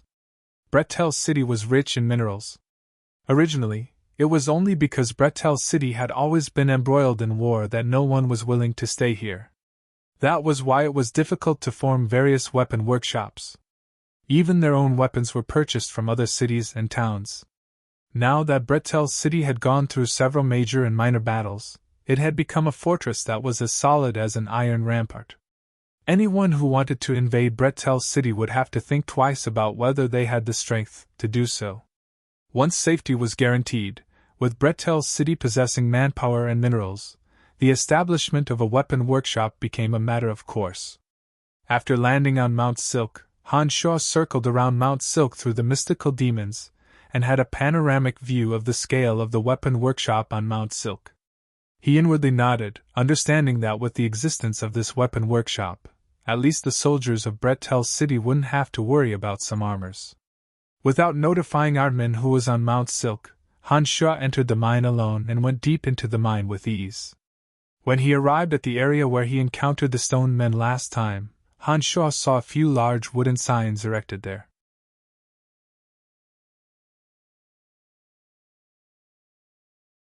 On the signs were the words, "No one is allowed to go deep and mine." It seemed that Han Shuo's instructions to Ardman and the others had been engraved in their hearts. They forbade anyone from recklessly touching the mines around the place of extreme metal. Instead, according to Han Shuo's instructions, they would come and harvest some of the ores placed by the stone men after a period of time. In this way, the harmony between both sides wouldn't be harmed and it would be beneficial to both sides. When Han Shuo entered the place of extreme metal, the first thing that entered Han Shuo's eyes was that dazzling golden pillar. Information from Metal Elite Zombie was constantly transmitted into Han Shuo's mind. A few souls that cultivated in the place of extreme metal were flying around Han Shuo, narrating to Han Shuo the situation after Han Shuo left. "All right, I got it. No one will come and touch this place. You guys can still cultivate here in the future. However, you still have to help me with some matters," Han Shuo said to those souls. "We are very happy to be of service to you," those souls replied. Without saying much, Han Shuo went straight to the area where Metal Elite Zombie was. Just like before, Han Shuo removed the formation that gathered the yuan energy of metal in the place of extreme metal and released the Metal Elite Zombie. The dazzling golden light was somewhat dazzling. The Metal Elite Zombie was covered in a dazzling golden armor, radiating golden light in all directions like a man made of gold. The Metal Elite Zombie, who had been released from the restraints, suddenly arrived next to the golden pillar. He pressed his two hands on the golden pillar, and two energies of the same origin suddenly converged together. Under Han Shuo's attentive gaze, the towering golden pillar shrunk little by little until it became a short, golden rod. The Metal Elite Zombie grabbed it and started brandishing it. Han Shuo was stunned. Now, he could finally confirm that this metal attribute treasure that had been nurtured for who knows how many millions of years was indeed the same as the weapons used by the legendary characters in his world. It was a golden cudgel that could shrink at will and had the weight of a mountain. The Metal Elite Zombie held the golden cudgel in the palm of his hand.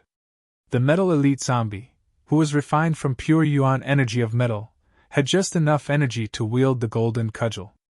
Apart from the Metal Elite Zombie, perhaps even the current Han Shuo would find it very strenuous to wield the golden cudgel. He simply wouldn't be able to bring out the full power of this metal attribute treasure. The Metal Elite Zombie brandished the metal attribute treasure effortlessly. His heart was filled with excitement. Having just successfully evolved, the Metal Elite Zombie didn't have much intelligence. He could only convey to Han Shuo the joy of being reborn over and over again. "All right, stop playing around.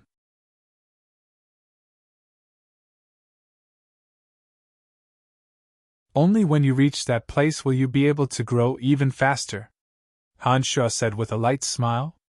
He chanted an incantation and summoned the little skull from the netherworld. As soon as the little skull appeared from the other dimension, he saw the Metal Elite Zombie sparkling with golden light. The purple demon eye of the little skull shone brightly as he transmitted to Han Shuo. "Thank you, Father, we have another brother." "Hee, take him back," Han Shuo said smilingly. "Father, why do little gold and little fire have weapons, but little earth, little wood, and little water don't?" The little skull didn't immediately leave as Han Shuo wished. Instead, he looked at the golden cudgel in the metal elite zombie's hand and asked Han Shuo, "Little earth, little wood, little water, little gold, and little fire?" Han Shuo stared blankly for a moment before coming to his senses. It seemed that the little skull had given them names. That's right, they all possess intelligence and are no longer simple undead creatures. They should have their own names, Han Shuo thought. The place of extreme fire and extreme metal have existed for far longer than the other three places. After hundreds of millions of years, they naturally nurtured treasures of the fire and metal attributes. The other three places have probably only been formed for tens of thousands of years and haven't reached the qualifications to nurture treasures of the fire and metal attributes. Han Shuo explained to the little skeleton. In that case, are there no other places that can nurture such weapons? I can feel that the weapons in Little Fire and Little Gold's hands seem to have been specially made for them. Their strength has become even more powerful because of those weapons. I want to find such weapons for Little Water, Little Earth, and Little Wood. Little Skull transmitted. When the Little Skull said so, Han Shuo's body trembled and he immediately came to a realization. That's right, the profound continent is so vast. Perhaps there are other places of extreme fire. Perhaps there really are places that can nurture earth, water, and would attribute treasures. After being reminded by the Little Skull, Han Shuo suddenly brightened up and thought inwardly. Thank you for your reminder. I will pay attention to it later. Han Shuo smiled and said to the Little Skull. He then began chanting an incantation, preparing to send the Little Skull and the Metal Elite Zombie back to the other world. Just as the Little Skull and the Earth Elite Zombie were about to disappear, the Little Skull sent a message. Father, I have given myself a name. I am called Han Hao.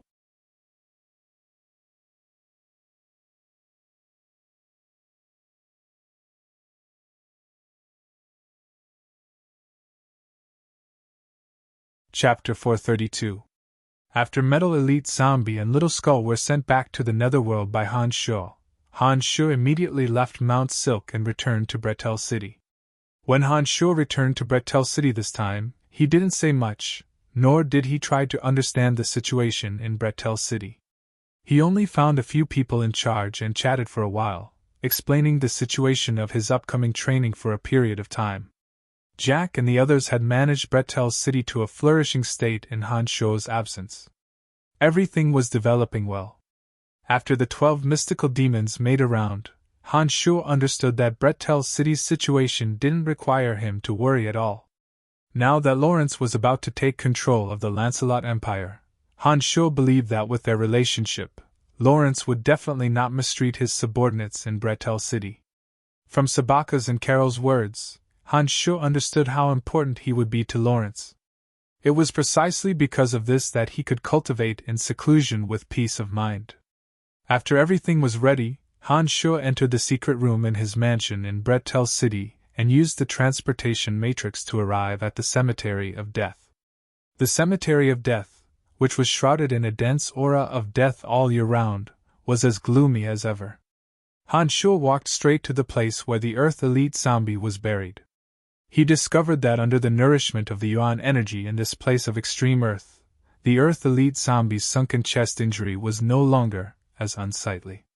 It seemed that this place of extreme Earth that nurtured the Earth Elite Zombie was indeed very useful for the Earth Elite Zombie's recovery.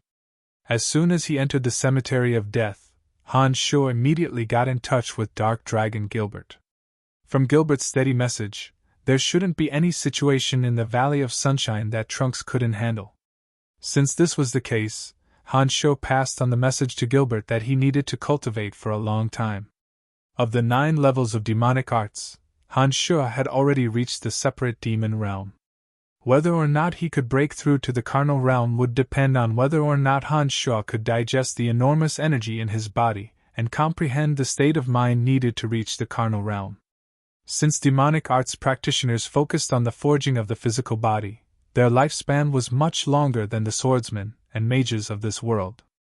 Even a demonic arts practitioner like Han Shuo in the separate demon realm could easily live for several hundred years as long as he wasn't killed or possessed by the devil. Perhaps it was precisely because demonic cultivators had an abundance of time that they would spend a lot of time in closed-door training. Depending on the level of their cultivation, the amount of time they would spend in closed-door training would also vary.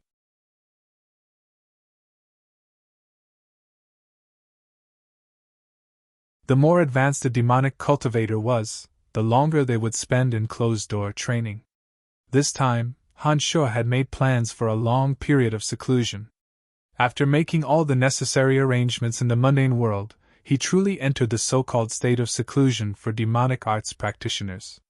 Sitting cross-legged in the cemetery of death that was littered with white bones, Han Shuo calmed his mind and cleared his mind of all distracting thoughts. He sensed the terrifying killing intent that filled his body and quickly circulated the demonic yuan in his body, directing the enormous energy in his body to the demon infant. This was a rather time-consuming and energy-consuming process. Fortunately, Han Shuo's endurance was astonishing. Once he set his mind on something, he would persevere and complete it. Ever since Han Shuo sat cross-legged, Han Shuo hadn't moved an inch. He only held the thought of completely digesting the enormous killing intent in his body and entered the deepest meditative state. The cemetery of death was indeed a good place to train. Because of the existence of the boundary, no one would be able to discover its existence. Without a single person in the cemetery of death, not a single sound could be heard. The deathly silence here was very suitable for a demonic arts practitioner like Han Shuo. When Han Shuo began to do this without any distracting thoughts, time had already lost all meaning to him. Gradually, Han Shuo's consciousness became empty. He didn't have any other thoughts, and even forgot his own existence. Everything seemed to have come to a standstill, including his consciousness. There were two types of demonic arts practitioners entering the demonic path. The active type of demonic arts was like what happened a few days ago, causing the demonic arts practitioner to sink into a frenzied killing spree. At that time, the demonic arts practitioner's heart would only be filled with pure ruthlessness and bloodlust, possessing the madness to destroy everything. In this state, the demonic arts practitioner wouldn't know what they were doing, and they wouldn't feel any pain. Their strength would indeed be more frightening than usual. However, this active type of demonic arts practitioner was extremely dangerous. If they weren't careful, the demonic arts practitioner would forever fall into the demonic path, forever unable to find themselves and turning into the purest killing machine. Last time, before Han Shuo entered that state, he had a brief moment of clarity. Due to the hatred buried deep in his heart, Han Shuo had set his sights on sacred night blunt. In addition, Han Shuo's previous demonic state was purely due to him being unable to control the energy absorbed by the demon's lair edge and the killing intent of his main body.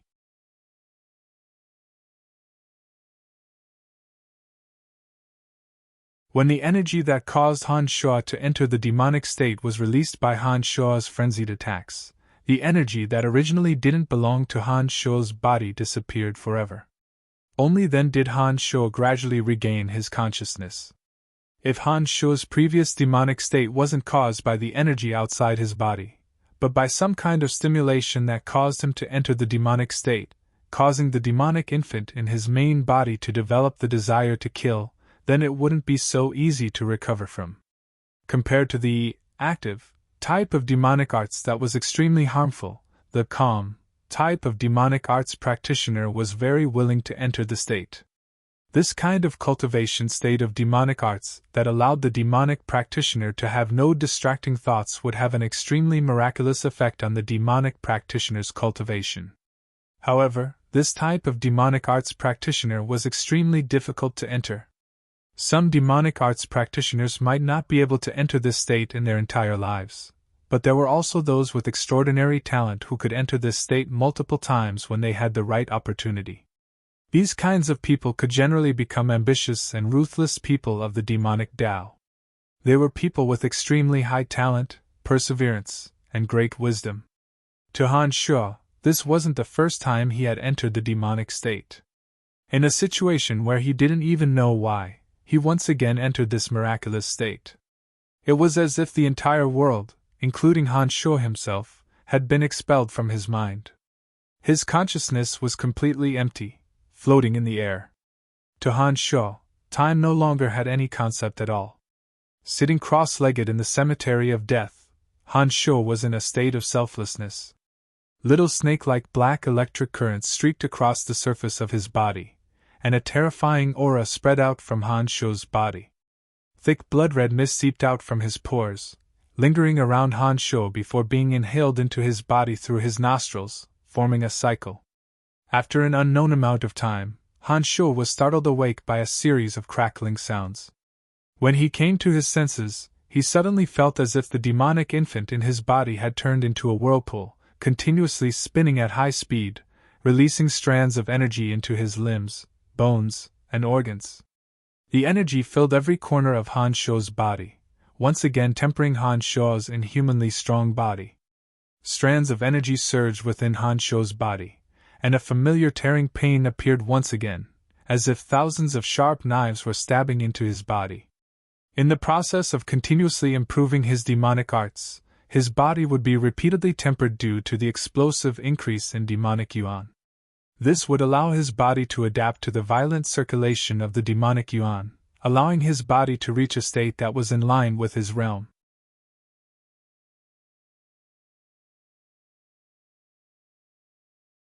With previous experiences this time, Han Sho could already adapt to the pain of the strengthening of his body. When the energy released by the demonic infant seeped into his limbs and bones, Han Sho could even sense that his bones were the first to feel it. His bones, which had been forged with black resolute crystal, seemed to have suddenly undergone some kind of mutation under the tempering of the demonic infant's energy. His bones, which were originally as tough as iron and stone, seemed to have been stimulated by strands of energy from the demonic infant. With a thought, Han Sho suddenly flung his left hand out. Amazingly, the left hand that Han Sho had flung out actually lengthened by about 10 centimeters according to Han Sho's will. Han Sho was immediately stunned. Soon after, his right hand, and left foot were all punched and kicked into the air. With a thought, Han Sho discovered that the bones in his hands and feet could actually lengthen according to his will. His bones, which were as hard as iron and stone, had an additional layer of miraculous flexibility. What especially surprised Han Sho was that he could actually control the lengthening and restoring of his bones. In other words, when Han Sho threw out a punch, he could suddenly lengthen his arms and feet a little if he wanted to. If this was in close combat, such a miraculous ability to lengthen his arms and feet would definitely produce frightening results that would catch his opponent off guard. In addition, Han Sho could also vaguely sense that the extension of his arms by 10 centimeters was not his limit. It seemed that with practice, and the increase of his strength, he could improve further. Just thinking about what this meant made Han Sho indescribably shocked. Such a miraculous ability was simply not achievable by humans. In Chu Kanglin's memories, there didn't seem to be any introduction to this miraculous ability. It was true that demonic arts practitioners could be very tyrannical. When they reached the ultimate realm, they could even regrow their arms if they were chopped off. However, there didn't seem to be any ability to have limbs that were flexible to the point of being able to lengthen and contract. Han Sho thought carefully for a moment. He understood that it might be due to the mutation that had occurred with the black resolute crystal from the little skull and the demonic arts tempering his body. He thought to himself that it seemed that all demonic arts were created by humans. This wasn't something that was unchangeable and couldn't be cultivated and evolved. Apart from the change in the flexibility of his bones, Han Sho's internal organs and flesh had been strengthened once again. Especially the tendons and arteries within Han Sho's body. Under this round of tempering, they had once again received an astonishing expansion. The speed at which Han Sho's demonic yuan circulated was even faster than before.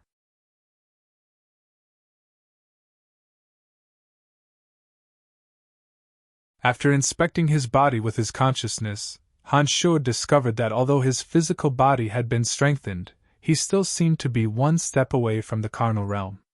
However, Han Sho could feel that this step was very close to him.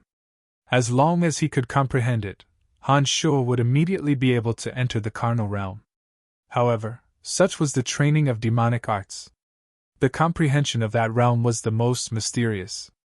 If one could comprehend it, one could comprehend it. If one couldn't force it. The strength of Han Shuo's body was already sufficient, and the demonic yuan was also sufficient for Han Shuo to break through to the next realm. As long as Han Shuo could comprehend the next realm of carnal realm, the demonic infant would immediately undergo a mutation, and his consciousness would take another step forward to the carnal realm. Exhaling lightly, Han Shuo smiled wryly and sat down cross-legged again. He carefully went through the memories left behind by Chu Kanglin in his mind. Unfortunately, although Chu Kanglin's memories were very complicated, there was no definite information regarding the comprehension of this realm. Han Shuo understood that it seemed that he still had to rely on his own comprehension. Now that everything was in place, all that was left was to rely on his own understanding of demonic arts. "Father, I've completely recovered." Just as Han Shuo was pondering inwardly, he suddenly sensed the Earth Elite Zombie's message. Han Shuo started and immediately reacted. Turning his head to look, he discovered that the silly Earth Elite Zombie had left the place of extreme Earth at some point, and was looking at Han Shuo from not too far away. The originally sunken part of the Earth Elite Zombie's chest had returned to normal. It looked like the Earth Elite Zombie had truly completely recovered. "Very good, you've finally recovered. The next time we meet, we'll kill that fellow, I promise." Han Shuo looked at the Earth Elite Zombie and said solemnly. "I know, Father has become much stronger." The Earth Elite Zombie replied. "All right, I'll send you back first. I'll be researching a way to freely enter and exit your world. After you return, I think it won't be long before I can meet you in your world." Han Shuo smiled as he looked at the Earth Elite Zombie. "All right, I also miss my other brothers. Father, come to our world as soon as possible. There are also many interesting things in our world." The Earth Elite Zombie replied. I understand." Han Shuo replied and sent the Earth Elite Zombie back to the Netherworld. After sending the Earth Elite Zombie away, Han Shuo didn't continue thinking about the carnal realm. Instead, he started researching how to use the skeletal staff to freely enter and exit the Netherworld with his soul. A serene luster gem and a black resolute crystal had great effects on Han Shuo's mental strength and physical body respectively.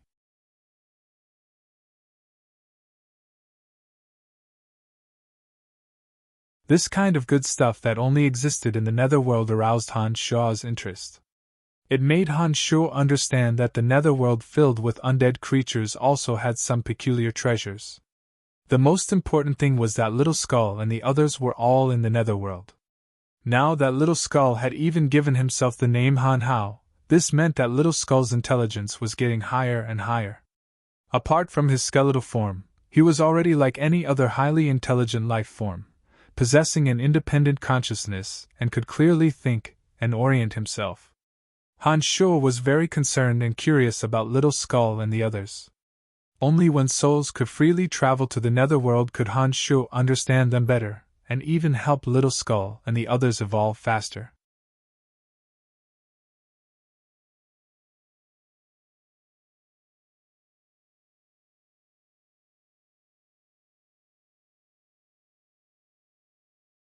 Chapter 433. The practice of necromancy magic was also a rather exhausting activity.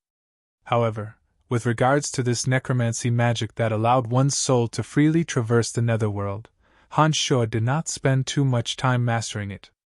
Perhaps it was because Han Shuo already had 2 experiences of traversing the Netherworld with his soul, in addition to the detailed description of how to traverse the Netherworld with the skeletal staff. It only took Han Shuo less than half a month's time to grasp the art of traversing the Netherworld. In this half a month, Little Skull, the Earth Elite Zombie, and the others frequently sensed Han Shuo's presence in the Netherworld. However, Han Shuo was unable to grasp the exact direction when he entered the Netherworld, and was often extremely far away from Little Skull and the others. Every time Han Shuo entered the Netherworld, he could immediately sense the messages that Little Skull and the others transmitted to him. In the Netherworld, Little Skull and the others' presences were even stronger and clearer. Han Shuo could sense their urgent desire to meet up. However, Han Shuo, who had been studying this necromancy magic, was not in a hurry to rush to the area where Little Skull and the others were. It was only after a long while that Han Sho truly grasped the method of traversing the netherworld with his soul. With the assistance of necromancy magic incantations and the skeletal staff, Han Sho's consciousness could descend into the netherworld. In the lifeless netherworld, he could then rapidly return to the profound continent based on the connection he had with his main body. After mastering this necromancy magic, Han Sho spent a few more days, using his connection with Little Skull and the others to deeply research the method of accurately arriving at their side. On Little Skull and the others, not only was there Han Sho's blood essence, there was also a primer left behind using the Seal of Darkness. Every time Han Sho's soul entered the netherworld, he could clearly sense the presence of Little Skull and the others. After Han Sho repeatedly used that connection to adjust the skeletal staff and magic incantations, he finally successfully arrived at Little Skull's side when his soul traversed the netherworld a few days later. "Father!" Little Skull immediately called out when Han Sho landed beside him. On top of a barren mountain, Little Skull, Fire, and Water elite zombies were all there. Behind Little Skull was a densely packed horde of undead creatures.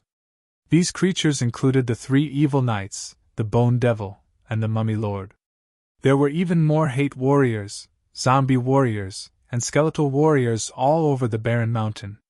Under the dusky gray sky, hundreds and thousands of gargoyles flew everywhere. It seemed that they were also the undead army that had pledged allegiance to Little Skull.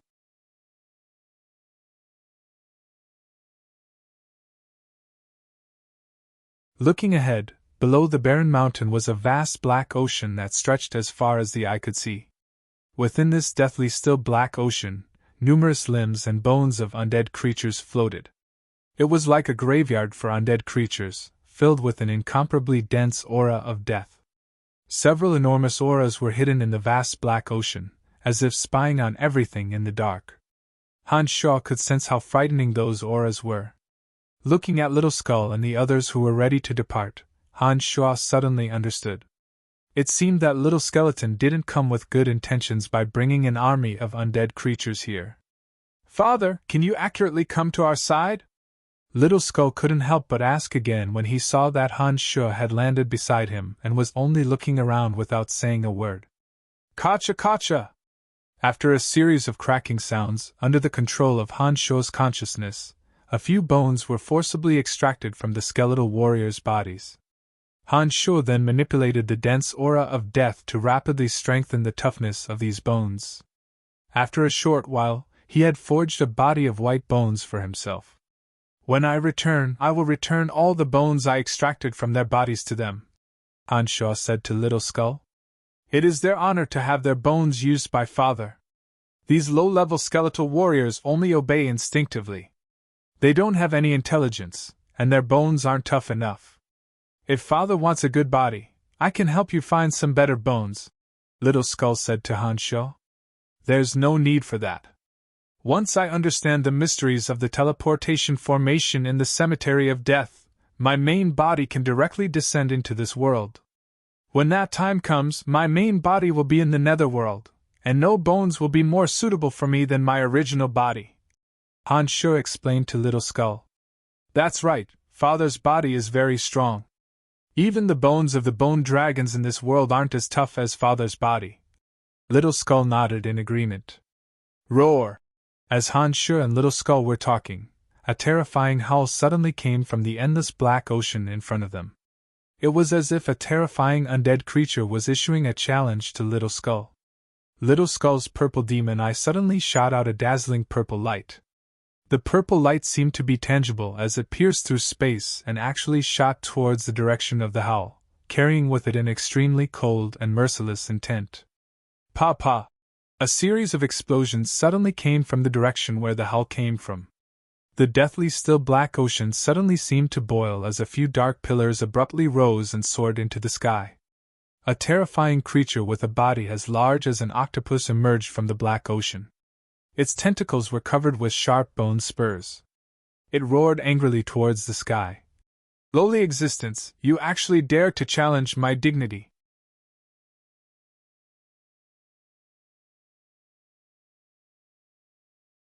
Do you think you can defeat me today? Following the appearance of the octopus-like creature, grotesquely shaped creatures slowly emerged from the black ocean. From the appearance of these undead creatures, they were very similar to common undead creatures. However, perhaps because they had been in this black ocean for a long time, they weren't quite the same as common undead creatures. Among the creatures that emerged were skeleton warriors, zombie warriors, hate warriors, and even evil knights and other powerful high-level undead creatures. However, these creatures all had fins growing on their bodies, appearing very strange and awkward. There were also some undead creatures that were completely different from the undead creatures that Han Sha had encountered for a long time. They were basically some kind of fish that had evolved from the profound continent, possessing an ugly appearance. To Moja, this vast area of the eastern Dead Sea will also become my territory. If you submit to me, I will spare your life. Little Skull once again released his disdainful aura.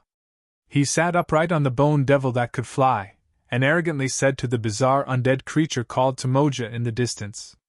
Ha, shamelessly boastful skeleton. You've already been defeated by my hands time and time again. Do you think you're qualified to make me submit to you? Timoja wasn't afraid of the little skeleton at all, and even mocked with a smile. It seems that you are courting death. Little Skull shouted loudly, and urged the bone devil beneath him to fly towards that area. The water elite zombie, who was originally standing there, took the lead and rushed towards the Black Sea. Before the water elite zombie got close to the Black Sea, the water elite zombie began to display his innate ability. Under the manipulation of his energy, the Black Sea suddenly split in front of him, miraculously forming a tunnel that led straight to the bottom of the sea. At this moment, the undead army brought by Little Skull and the fire elite zombie moved towards the exposed seabed. The water elite zombie, who was in the middle, naturally formed a bizarre energy around him. The surging Black Sea constantly churned, crushing many creatures in the Black Sea into pieces.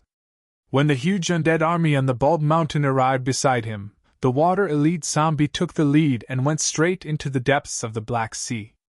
The surging Black Sea water was restrained by the power of the water elite zombie, and automatically split apart, forming a tunnel that allowed them to pass through. Timoja, did you see that? My brother can manipulate the water of the Dead Sea. This area is no longer under your control. As long as you submit to me, you can still continue to dominate this Dead Sea. Otherwise, if you make me waste more effort, I will make you pay later. Little Skull rode on the bone devil and stood tall on the head of the water elite zombie.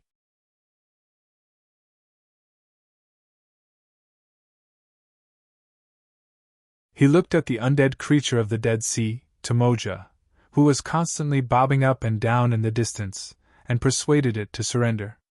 When Little Skull flew out, Han Sha also stayed on the bone devil that Little Skull was riding. Looking at the Little Skull who was standing tall in the sky and persuading the Dead Sea creature to surrender, he suddenly understood that Little Skull had indeed evolved to become more and more human-like. In the past, Little Skull would never talk so much. He would only use pure strength to conquer, and would never use his tongue to make the enemy yield. This kind of method of using words to make the enemy yield would only appear in the hands of high-level creatures that possessed intelligence. However, this undead creature of the Dead Sea called Timoja was obviously a powerful existence that was unwilling to submit to others. He simply ignored the Little Skull's persuasion. Obviously, he did not believe that Little Skull had the ability to defeat him. When Little Skull realized that Timoja did not know how to appreciate his kindness, his purple demon eye flashed with a violent light. That 3-meter-long bone spur suddenly moved. The dense death aura in the air above the Dead Sea began to crazily rush into the bone spur in Little Skull's hand. An incomparably enormous death aura spread out with Little Skull as the center. Lowly Timoja, you will pay for your stupidity! Little Skull's thoughts spread throughout the entire area, driving the bone devil straight towards the undead creature in the Dead Sea. You're tuning in to the Phoenix Knights YouTube channel. Don't forget to subscribe and join us on this journey to catch the most captivating stories.